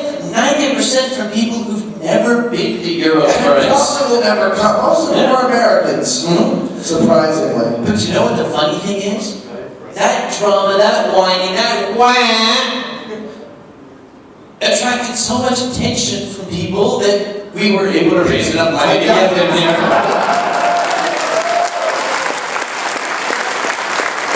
So, to the trolls. The one troll. I wish I could remember the name off the top of my head. The one, my favorite one. Yes, I know. Because when I looked up prices to get in here, the cheapest price I found was $1,500, which is about 1,200 euros. Yeah. So I said, I'm going to need about 1,200 euros. And this guy got up, Uncle Kage is a crook. He's trying to rob you. I found a flight for only $700. I said, where? Yeah. And he told me. And I was certain to thank him publicly for that. Yes, so, to all the trolls out there who made this possible, thank you. Thank you all.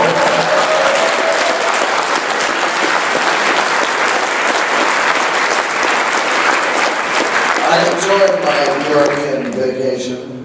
And for all the non-trolls who made it possible, God bless you. Asriel. Thank you very much. Oh, Asriel, please, come. I want you to come here. I know why. Asriel helped out so much. He helped raise money. He put in a lot of his own money. He made a lot of good words for us. You know why? Because he is Two's twin brother. His long-lost twin brother. Thank you so much. Thank you very much. He is the winner, by the way, of the To the Ranting Gryphon Lookalike Contest. Yes. He's to the Ranting Gryphon. Yep. We were going to have, okay, we had the To the Ranting Gryphon Lookalike Contest. I was going to have an Uncle Kage Lookalike Contest, and I saw somebody outside with a pig on a leash. I said, no, the contest is canceled. I've never seen anybody who looks quite like you. That's the problem. Yeah. Somebody had a potato once. A potato kind of looked like me. The potato got second place in the contest. Was that potato drunk? I think it was pickled. That's drunk. Close enough. Yeah. Yes. My father. There's a picture of my father. If you look on my live jump, there's a picture of my father taken in 1964. It will scare the bejesus out of you. Yeah, because my mother found this picture and she showed it to me. And it's my father, he's getting an award on stage for something he did. He used to be a stock car driver back many years ago, and he was getting an award from some guy. And I looked at this picture and I said, I must have been drunk out of my skull. When did this happen? And she let it go on. She said, don't you remember that? And I said, no. I said, who is this guy? And she finally said, you realize that's not you? I said, oh, I knew that. Go to my live journal, look it up. It's somewhere, and it's like, it's a picture. Boy, I wish I brought it. BBF would have it right up here. On the thingies. Which, by the way, it is so much more interesting watching you on the TV down here. I can just sit here and watch. I'm sitting right next to the guy, and it's, no, not me. I don't want to, that looks nasty. There you go. See, now I can watch on TV. Mm-hmm. Actually, look, too, I'm on TV. Hi. Hi, you're on TV, look up. Actually, Dude, we're in space. Oh! There's a we're right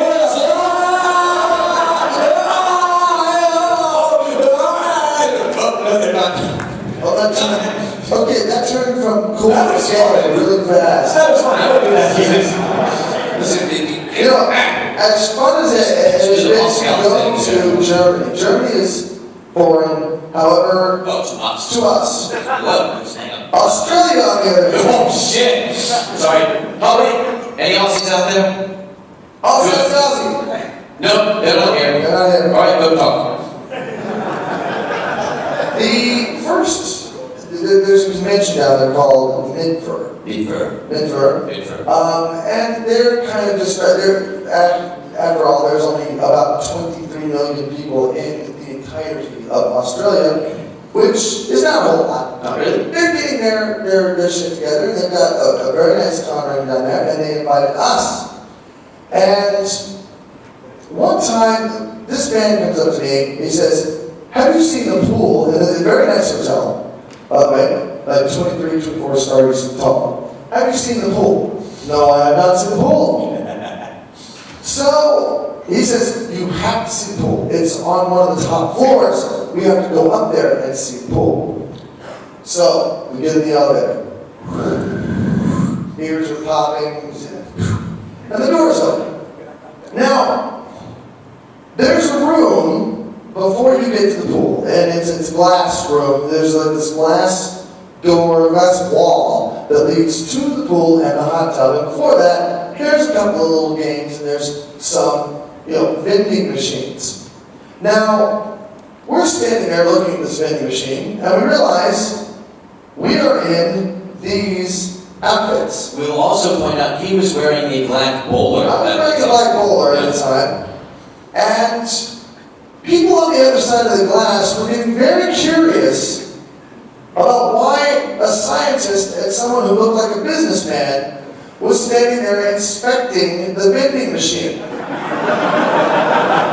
So you know what we did? I leaned over to two and said, you know these people are watching us. Let's go with it. Let's do it. So, here's what we did.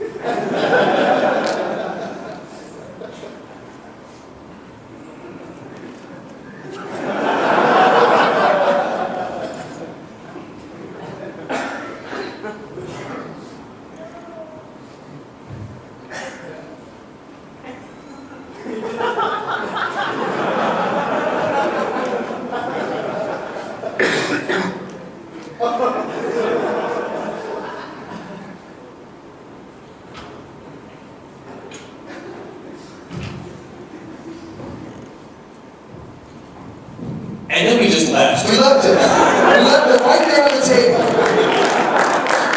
By the time we got down there, like 12 people with their faces smashed up against the glass. What the fuck? I don't know if they ever left. Do you know why we do that? Because we're assholes. that was some of the most fun I've had outside of stage. That was awesome. You see, that's why I adore this man. We seem to think on that same devilish level. We can come up with ideas, and we do it just to screw people. The late George Carlin, God rest his soul, called it a little mental goose, you know, a mental pinch in the ass. Everybody needs it once in a while. Yep, that's true. Other fun things happen. Rat shit, fat shit, dirty old fuck. Dirty old fuck. Say it again, right? rat shit, Fat shit, dirty old fuck. 69 assholes tied in a knot. yay, lizard shit, fuck! That's George Carlin. George Carlin, who has passed on, unfortunately.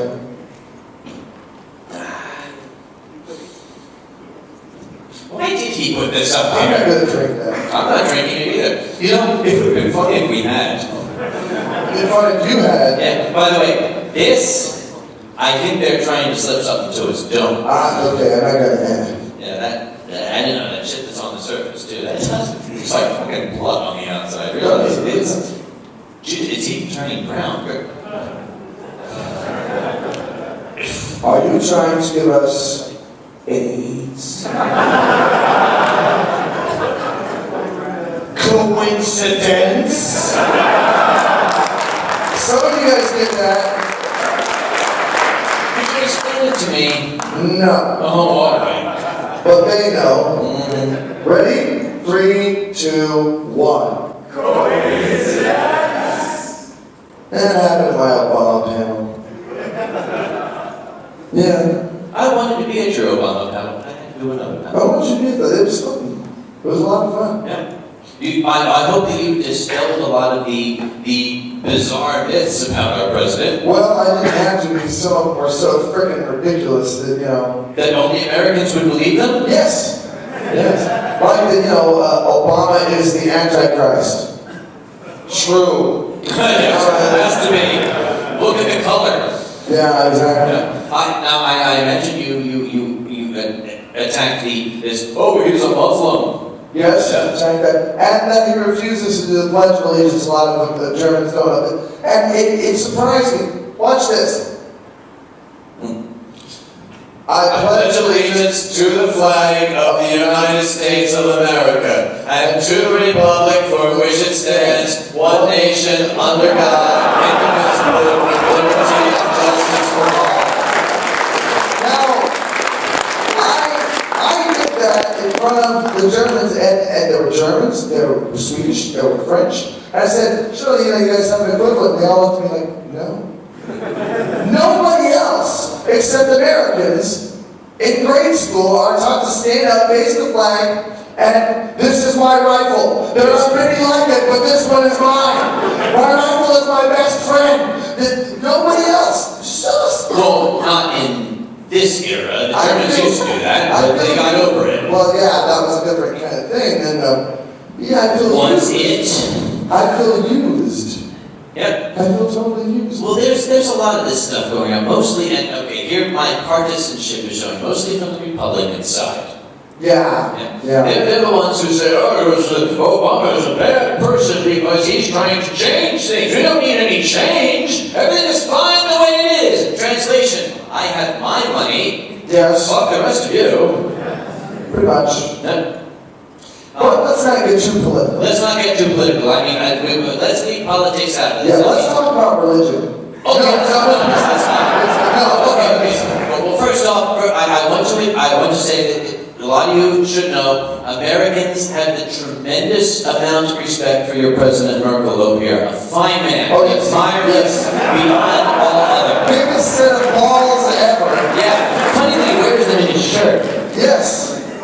And his pants. Should we talk about religion? No. No. That's dangerous because in our country, we can get sued for that. We can, because anytime someone feels offended in the United States, that's a personal injury, and you can be sued for it, for everything. In fact, there are some people who make their living from suing other people. It's crazy. You know, this is starting to depress me. It's really starting to show me how much we suck. You know, there was a guy recently, and I know this because I live a mile and a half from Disneyland. There was a guy who injured himself. He fell 20 feet, about how many meters? 25? 4, 5. 5. 4, 6. 6 meters. 5, 6. He fell about 5 or 6 meters, busted his head open, in line for a ride. Wasn't even on the ride, he was in line for the ride. Fell, busted his head, and Disneyland gave him, for this, a lifetime pass.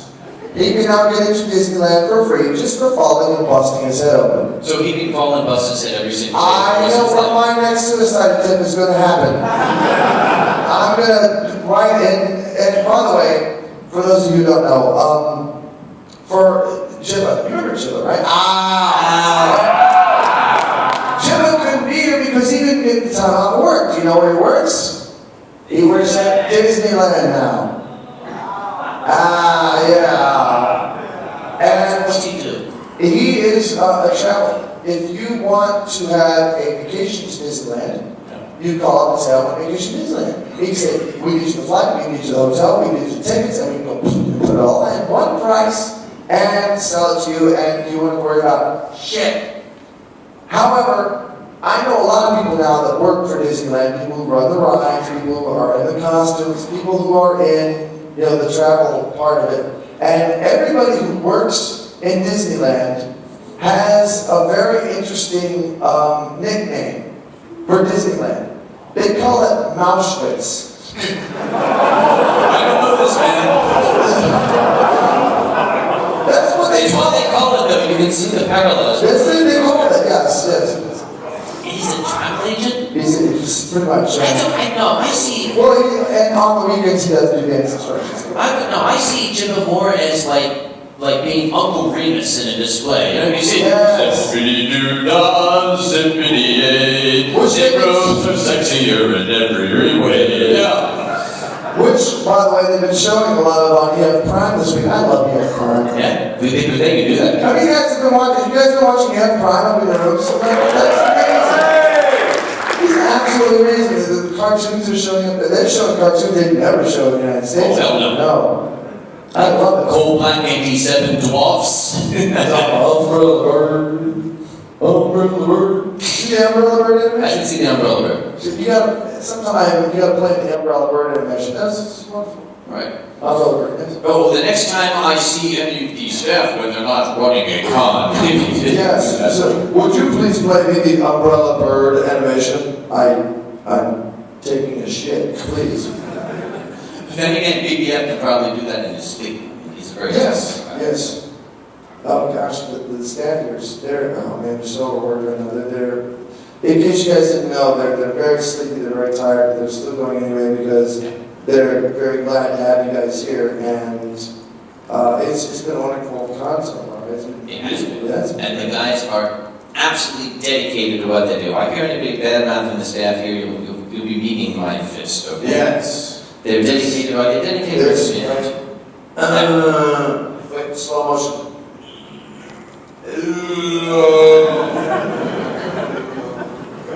Looks like blowjob. So are you mean godlike thinking? Yes, yes. Are the staff here committed or dedicated? Both. English is a funny language. Words have very, very subtle meanings. It's been said to me that the difference between being committed and dedicated is a breakfast of ham and eggs. Oh, yeah. Yes, the chicken was dedicated, the pig was committed. God. I keep wanting to offer this. Speaking of committed and dedicated, should I do the first phrase? Preacher bit? Yes, Think I should do the preacher bit? yes, Should I tell that story? yes. Oh, Lord. Okay. Because then I can sit here and drink and people can laugh. All right, okay. What time is it? Time for you to do the first phrase. Go. No, go. Okay, fine. I actually, yeah, a lot of people don't know this, but my father was a Christian minister in the South, United States. And I became a Christian minister also in the South.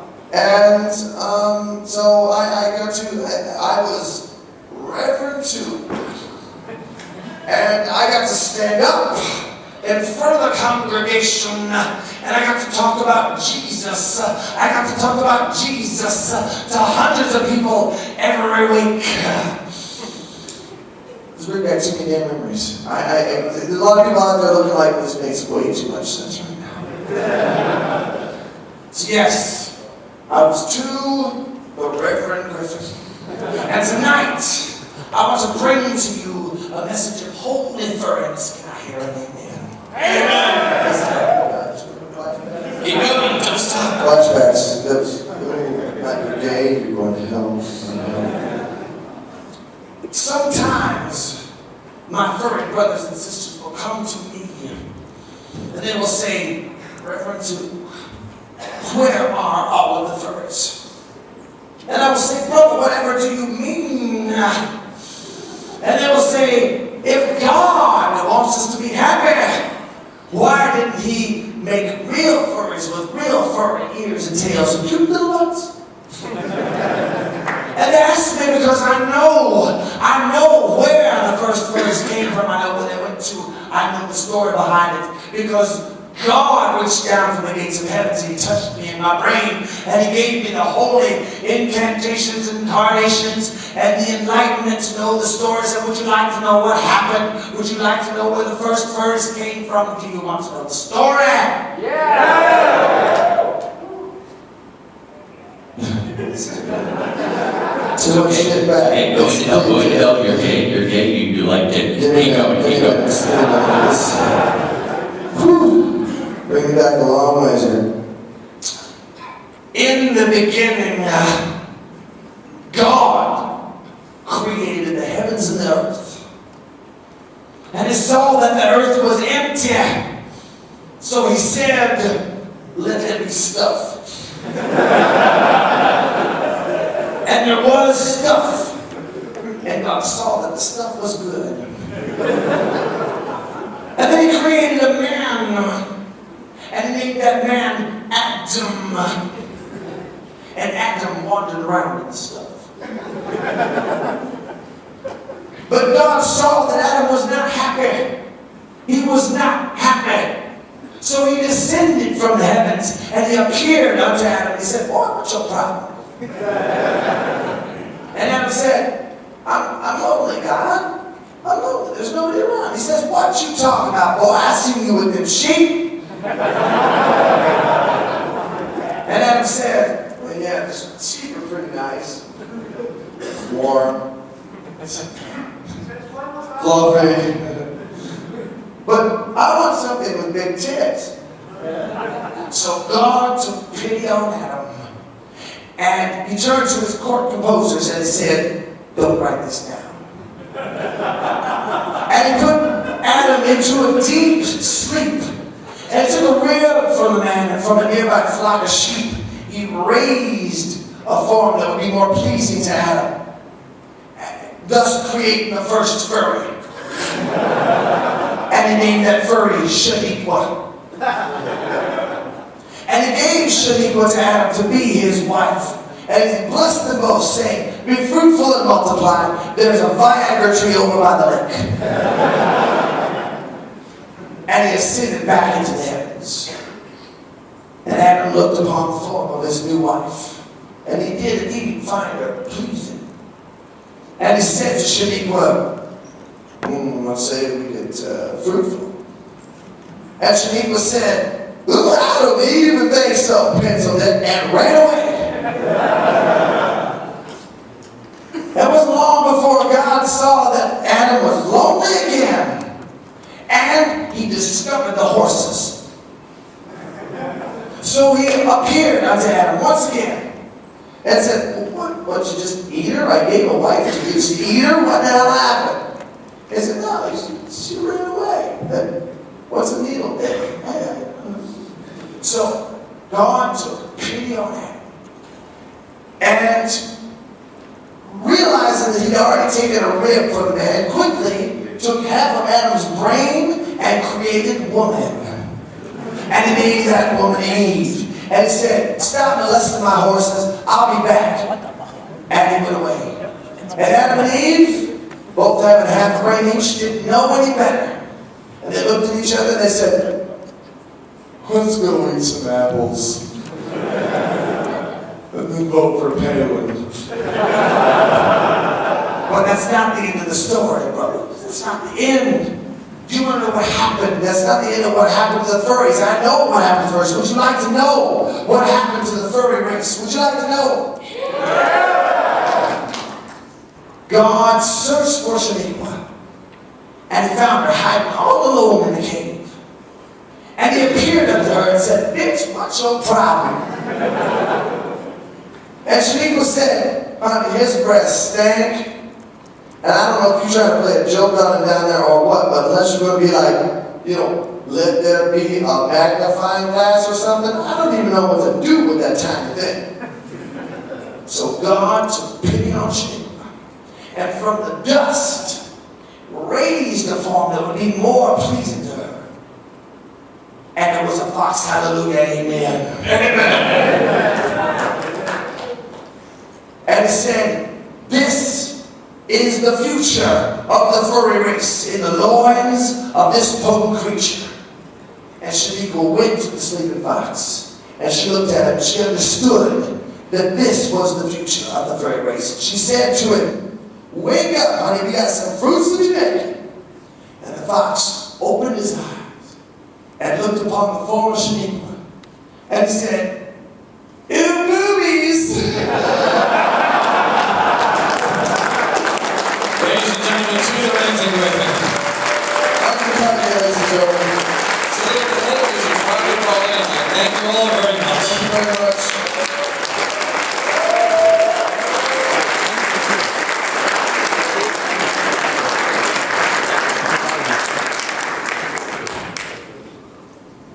And nobody leaves.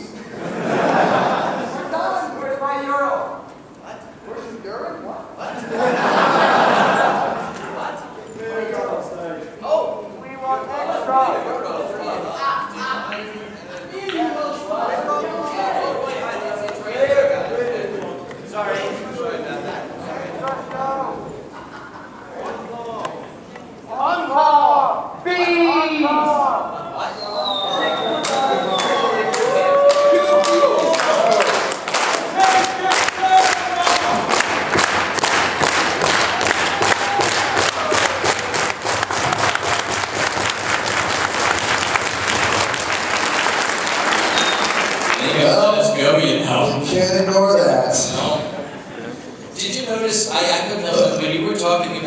like the estrogen bombs and everything, Alec Denver was rolling on the ground. I'm happy that I didn't mean to make any particular allusions to anything. See? I'm sorry, Alec probably knows better than anyone how the mind works sometimes. You keep talking, I'm just going to stop. I'm digging myself into a deeper and deeper hole. I'm not going to go with You might want to rephrase that.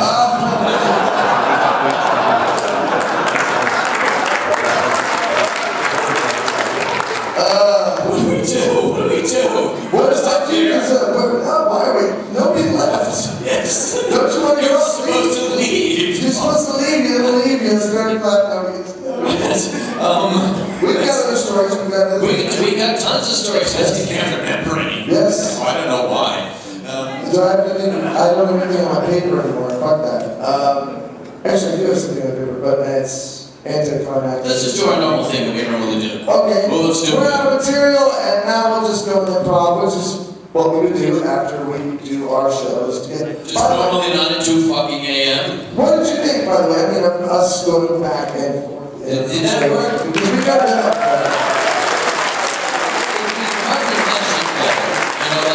Trying to figure out which stories would fit, so it flows. Well, we gotta try whatever we tried. We tried to do that. Remember, this got sprung on us. This was, oh, by the way, you guys aren't starting until like next week. So what?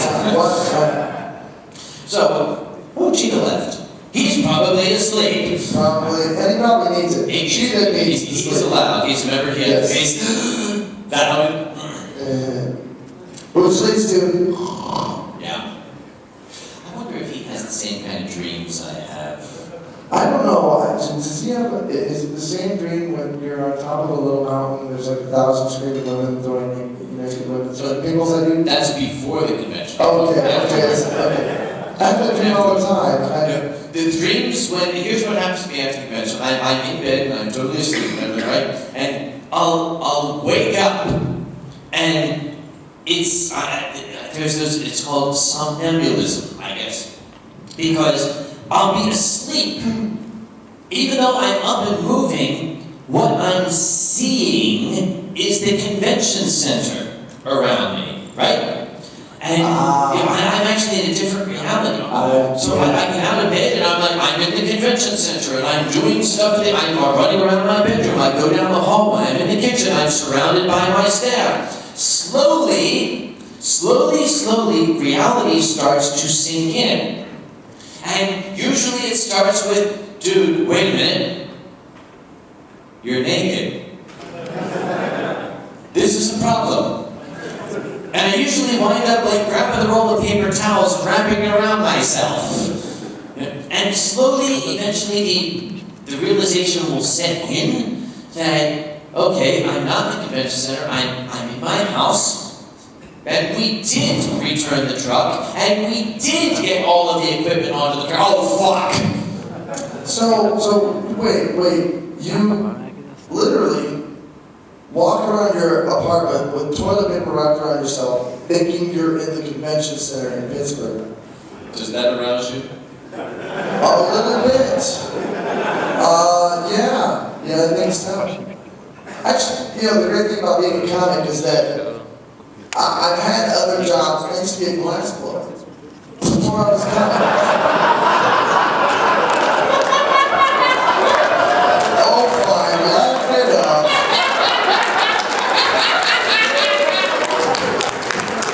I used to make bowls and crystal glasses and wine glasses. You made a living blowing! I did. I did glass for a long time. It was a lot of fun. And that, sometimes I would wake up in the middle of the night, and I would have that same thing too. I would wake up and think that I had the thing here with the glass and the rods and stuff. And you suck. But the great thing about being a comic is that the other night, I dreamed of a joke. And then I told it on stage. And it worked. I actually did work in my sleep. Because when you're a comedian, you can dream a joke, and you've done valid work in your side. Not, sometimes you'll dream of a joke. When you're a comic, you always dream that you're on stage. Most of the time, something goes wrong.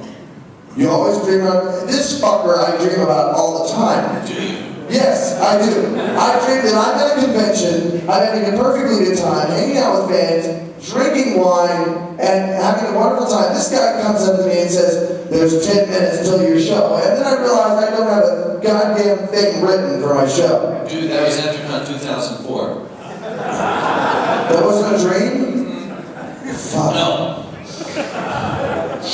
Dude, I just snorted TomTheDragon through my nose. You snorted cold pussy, dude. I don't want to know what the hell is it. You used to blow things for a living. I used to blow glass. It's a highly prestigious fucking tradition. Blowing glass. I used to blow glass as long as the day is wide. And I enjoyed it. I got paid for blowing. I was the best blower in my fucking department.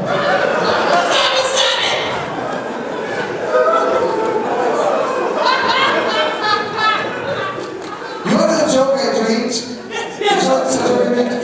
I dreamed this joke. I dreamed that I was on stage telling this joke. Okay, here I was on stage in front of a lot of people, and I dreamed I was telling this joke.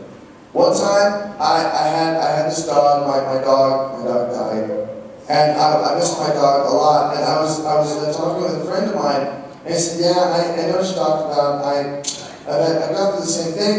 A good thing to do is to live your dog's life in reverse, in your memory. Live the dog's life in reverse. Go backwards and remember all the happy times.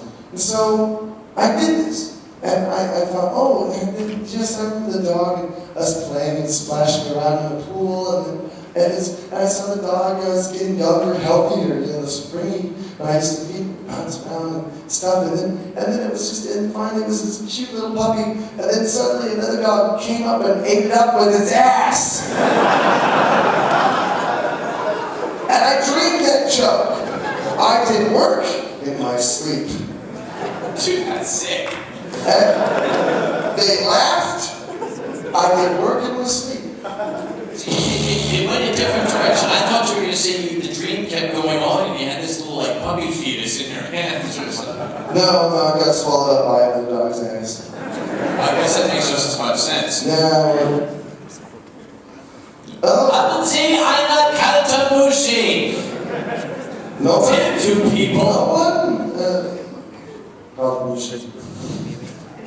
I love German. I love speaking German. And the other day, I don't want to blame him too much because he was being nice. There was a Brit who he wanted to buy me a drink. And we were at the bar and he was trying to be good and ordered in German and he was drinking Weissbier. He knew I wanted Schwarzbier, but he kind of got it mixed up and said, yeah, I'm Scheissbier. It's true, I was there. He ordered me a Scheissbier, and the guy went, okay. And he gave me a Scheissbier. It was good. I do believe that if there is one country that will be the first to make alcohol out of human waste, it will be the Germans. No. The Americans already beat you to that. We've been doing that for years. It's called Budweiser.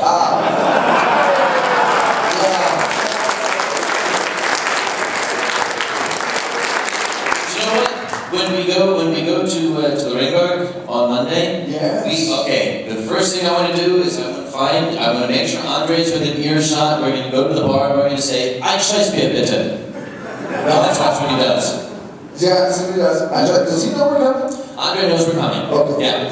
We should tell these folk about Andre and some fursuit fun. Andre's last year, he was going to give away, again, Friday. Friday! Kage was to do do a show, and there was going to be 20 minutes of fried beer, but I was going to do my show, and he invited us to come down and help give away the fried beer. So here we are, fried beer. Fried beer.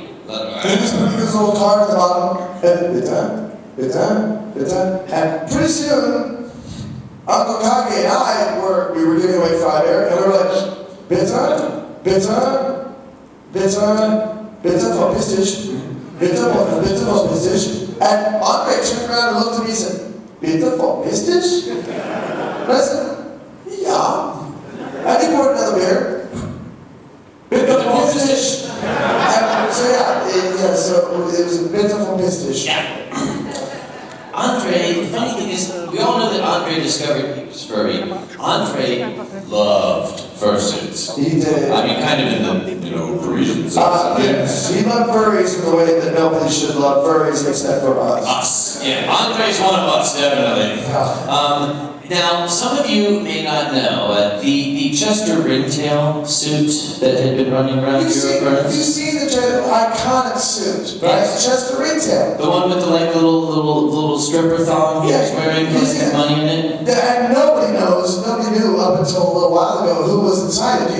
Do you know who actually owns that suit, who runs around with it? Well, for the first year you're referring to was Hitler, but for the rest of the years, it was me. So all that time you were rubbing up on Chester, you were giving this old man a bone. Now, I, on the other hand, if many of you know Nevermint, and some of you know Sinatra. I love Big and the Black and White Buddy. It's funny, it's great. But the problem was that, see, Andre had a certain idea about the both of us, because when I first got there, I was running around and I was saying, ich bin ein Übervogel, geben Sie mir Bier, jetzt! Which, for those of you who don't speak German, means I am the super bird, give me your beer. Now. Right now, immediately. And from that point on, Andre would come up to me and he's like, du bin ein Übervogel. Now this guy, Andre and I developed a friendship right away because when I first went up, I used the term that I learn in every country. One of the reasons I am a successful international traveler is I always learn one phrase in the country that I'm going to be visiting. If I go to France, it is Je suis le barbare américain et je ne parle pas français. If I go to Japan, it is Watashi wa gaijin desu, baka no gaijin desu, zenten wakarimasen. If I go to the Czech Republic, it's a Bilby American and Nedby Chesky. And if I go to Germany, it's Ich bin ein dummer Amerikaner und ich spreche kein Deutsch. Which is, I'm a stupid American and I don't speak your language. That works everywhere. And I went up to Andre, ich bin ein dummer Amerikaner und ich spreche kein Deutsch. And Andre just burst out laughing. He thought that was funny. So every time he saw me from a distance, Herr Dr. Dummer Amerikaner, hello. Well, so here we are, Dummer Americana and Übervogel. Yeah. So now we did this independent of each other. We did not know. We didn't plan this. Chester came downstairs. And he came out of the elevator slinking that tail around, that little walk he used to do. You might have all remember that one, right? Andre saw Chester and the hearts were popping over his head. He came running out. Oh, he's, Deutsch. He's hugging Chester and he's rubbing the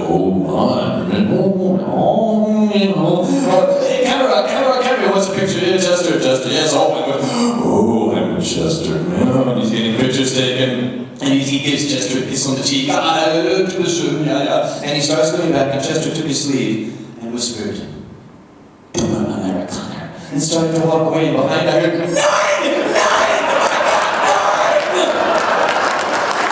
Now, I'm almost certain that right behind Uncle Kage, here I come, bouncing around in a bicycle. A little bit different. Point. I was doing the drunk bunny thing too. I was doing that. Because Sinatra's got that mouth and he can go. And I was walking around and I bumped into Andre. bumped into him. He's like, oh, okay, yes, okay. It's like, no, okay. And he started off, and I grabbed him, and I said, Spielern, and he went, no!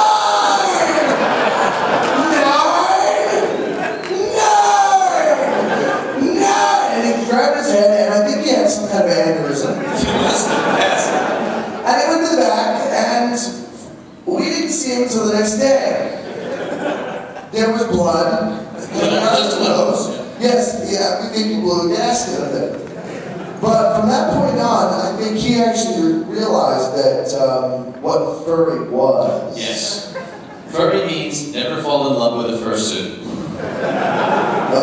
You know, from the very beginning of time, putting on a mask has been a very prestigious thing. Well, it has been, yes. Yes. The mummers of the ancient times, the ancient Greece, with Greek actors and such. It has. I mean, even from the ancient caveman shaman, dancing around campfires and inventing God.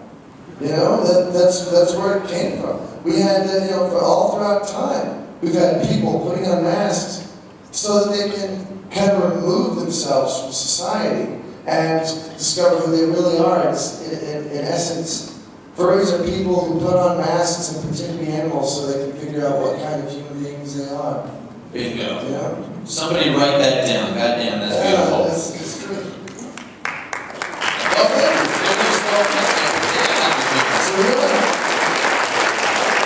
Please, yes, write it down. I want to pretend I said that. Oh, you've had some good scenes before. I've been very impressed with you. Like what? Let me think. Like what? That was a good one. That was one of my favorites. Oh, you were talking about with in Florida with him, guy, What? the monkey guy. Oh, Lord. Help me out. I'm starting to lose my mind. Dr. Forrester, Mystery Science Theater 3000. I didn't know Mystery Science Theater 2000. Mystery became the... Some kids are over here, mostly Americans and such. Trace Beaulieu. Yes, he was also the Crow T robots, you know. These are the guys who invented the riff tracks and the making fun of movies here and stuff. Well, he was... Yes, Connor at not Midford, Megaford. And I saw him getting into an elevator. Now, the character of Dr. Forrester is an evil, mad scientist trying to destroy the world, just like me. So I have a sort of kinship. instant boner for the man. Is what I have. Dr. Forrester, oh yeah. So I of course, remember, I'm one of the guys who's the panel and how not to, like, chase away the pros here, right? Yeah. So I went up and I was, excuse me, Mr. Beaulieu, I'm a tremendous admirer and I'm very grateful for the characters you have created and the entertainment you've given to me. I would be extremely pleased to buy you a drink sometime. And he said, I'm not doing anything now. I said, well, fuck, let's go. So we went to the bar and I bought him a drink. And then he bought me a drink. Then we bought each other a drink. Then he comes along and buys us both a drink, so then we bought him a drink and ourselves a drink, and then we started the whole thing over again. After a while, we were kind of all like this in the chairs, and some fursuiters came bouncing by, fursuiters, yeah, and I could see Trace following him like this. He sat up and I said, I have just one question. Who are you people? And I started to give the Uncle Kage answer. Well, furry animals are a collection of animators and cartoonists and people who like anthropomorphic animals. And I'd be like, no. This is Trace Beaulieu. He is a fan. He knows that he needs a more honest answer. So I said, sir, you asked the wrong question. You should not ask who we are. Ask who we were. We were the fat kid. We were the bookish kid. We were the intelligent kid. We were the kid with the big, thick glasses. no good at sports. We were the awkward kid. We were the kid who, for whatever reason, all of the other kids said, "You don't belong with us." Now, human beings, being social creatures, crave companionship, crave acceptance. Denied that acceptance and companionship by our peers, we turn instead to the next best thing we could find. Some of us turn to the stars, some of us turn to sorcery. We turn to the happy, smiling, accepting faces that we saw in the cartoon animals on our Saturday morning cartoons. Now you ask who we are. We are nothing more than adults who never forgot our old friends.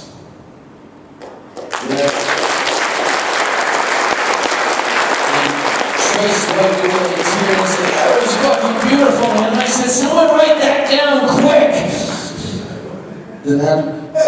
Is BBF still up there? BBF, hello? Yeah, he's there. Are we being broadcast live on the TV? Yes, you are. Oh, shit. Where's the camera? Where's it? No, you're looking at it right now. You must be. No, see, look at the monitor. No. No. There it is. All right, yeah. I see you. Okay, shh. What? Listen, come on in, because... Come closer. Come on in, shh. There's people. No, don't be scared. There's people going to sleep right now. To the sounds of our voice, they're going to sleep, and they're just drifting off into bliss, and they're going into their dreams right now. And now, I'm going to crawl into your bed, and I'm going to rip your supper apart. And you're going to wake up and praise me for it. Wake up and praise me for my supple butt raping, please. And when you come in, yes, wake up. You can't sit there and watch me on the TV. You gotta come down. You have to come down there. You watching me on TV? Come down. It's only stupid in the morning. It's only 2:28. Oh, Lord.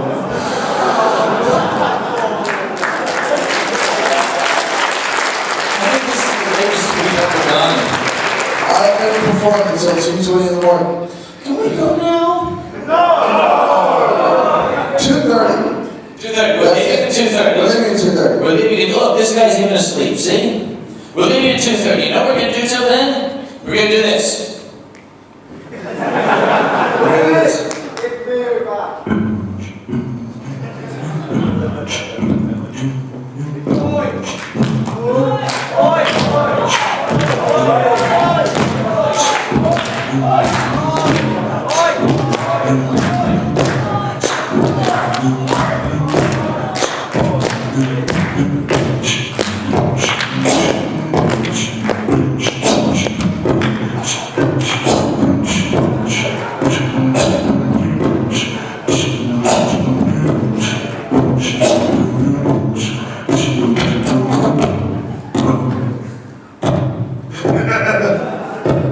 That was fun. That was fun.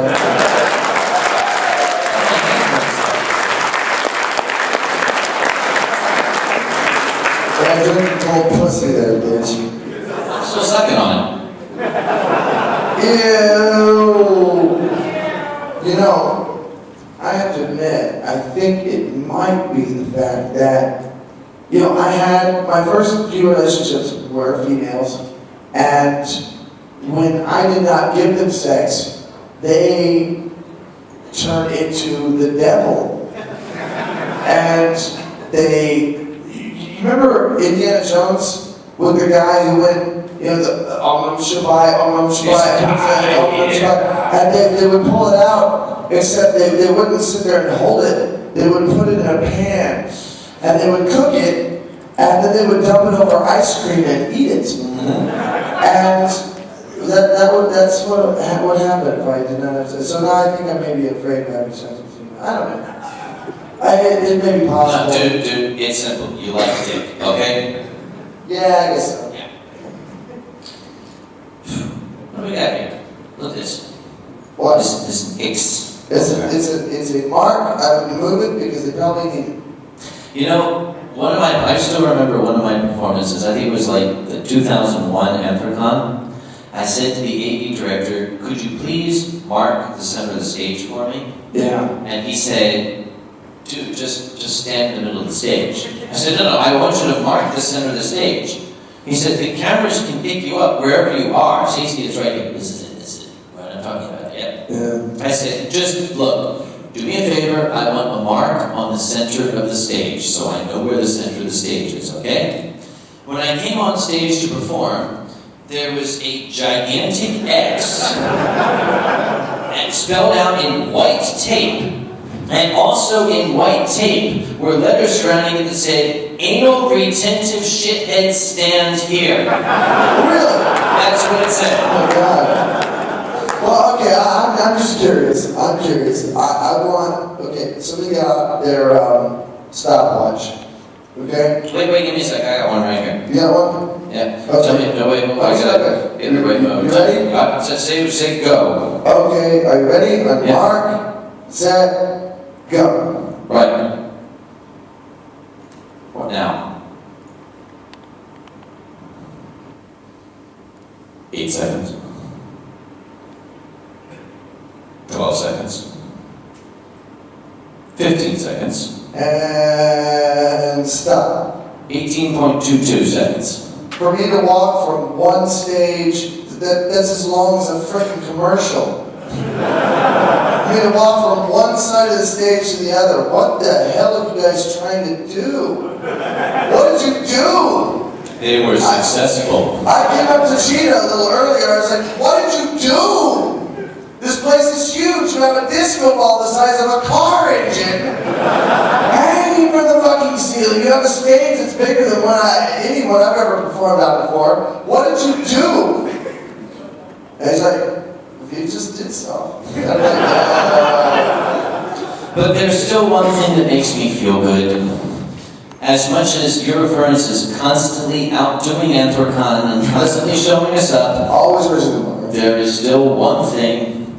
Even they can't keep the elevators working. At least that's...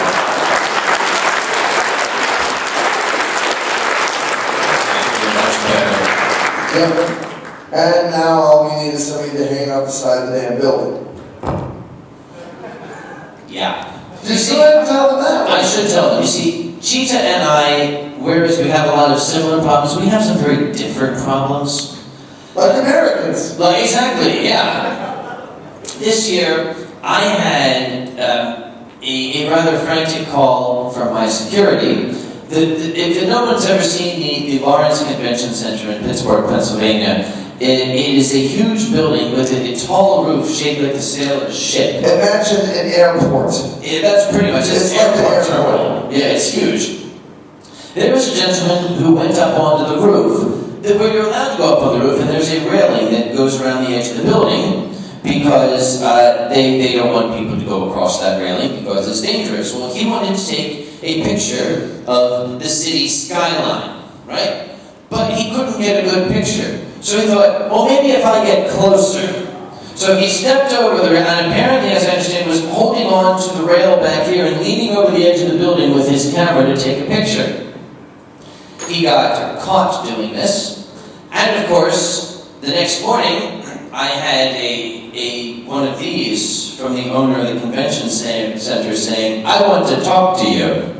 And he said, we can't have any of your people on the roof anymore if that's what they're going to do.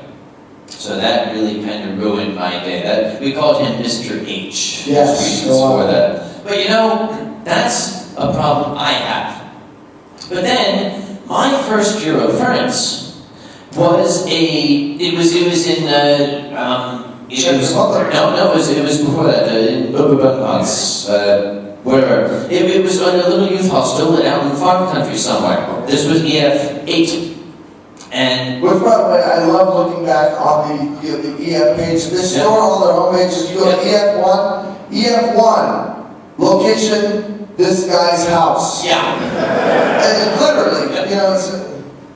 When I went to EF8, I my first time in Germany, and I was kind of all excited and everything, and I was trying my best to pick up German because I didn't speak any. I learned German by listening to everybody else. I've learned German from Europe. Exactly, yeah. Now, I noticed at one point, all the security staff was very agitated and was running in one direction. There's instinct that convention chairmen get. When all the security staff's running, it doesn't matter if it's not your kind, you want to follow them. You must follow them, find out what's going on. And I followed them. And I said to one, what is this? And he said, Kaus. I said, Kaus? Kaus. You mean Klaus? He said, no, Kaus, moo, moo, moo. And I said, what the hell? And I went outside, and there were cows everywhere. They were all over the place. It turned out there was a farm next door, and some furries had unwittingly opened the gate and allowed all the cows to come running through the con space. Now, I like to think about that story because every time something horrible happens at AfterCon, I can remind myself, I've never had a cow stampede. You've never had cows. Yeah. Well, you know, if a staff here can deal with cows, they can deal with anything. I don't know about that. There are probably some cows. Are there? There's one. There's one. Who? Who? You mean, that's what I was wondering. It's like in English, dogs bark. You say arf or wolf. What do they do in German? What do they say? Bow. No, what do they say? What do you write if you have to write what a dog says? How does it sound? Bow. W-A-U. Wow. Wow. Dogs say wow. Wow. Yeah. Wow. Wow. Stone. Wow. Yeah. What about birds? Birds like balk. Buck. Beep. Beep.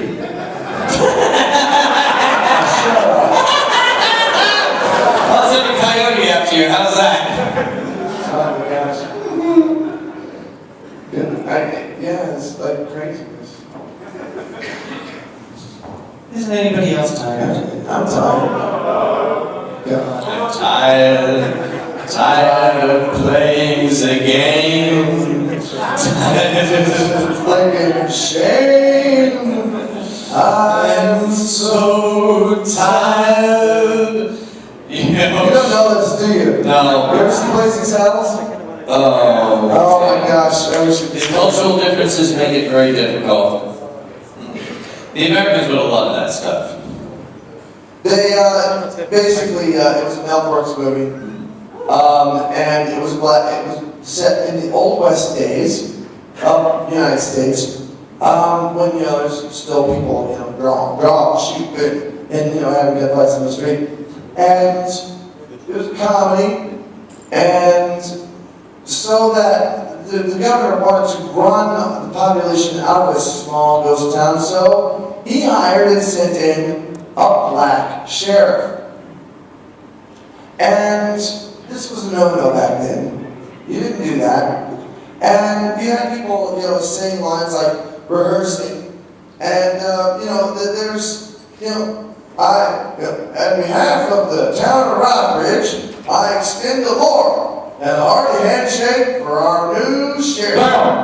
Yeah. The new sheriff. New sheriff. And now you got a guy up on the top of the top of the bell tower, and he sees the guy writing in, the black guy. He's like, "Hey, the sheriff is a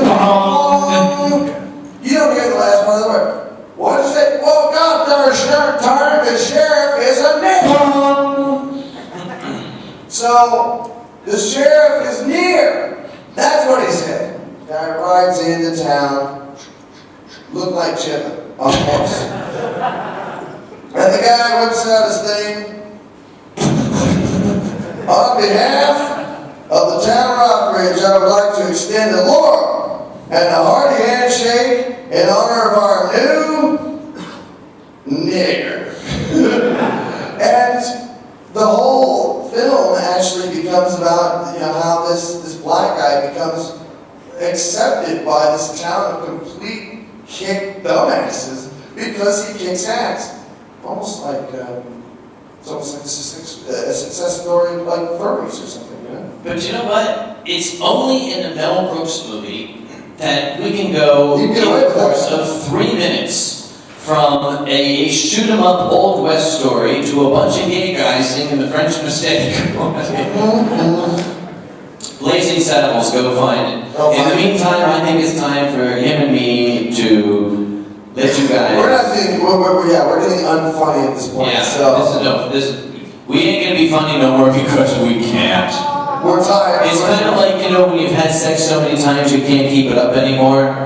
Just like this. I have no idea what you're... Well, you know, doesn't matter. Well, you know,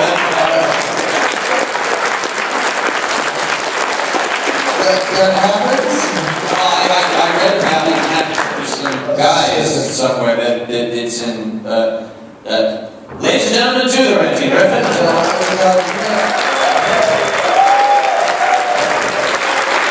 Thank you, your friends. Thank you.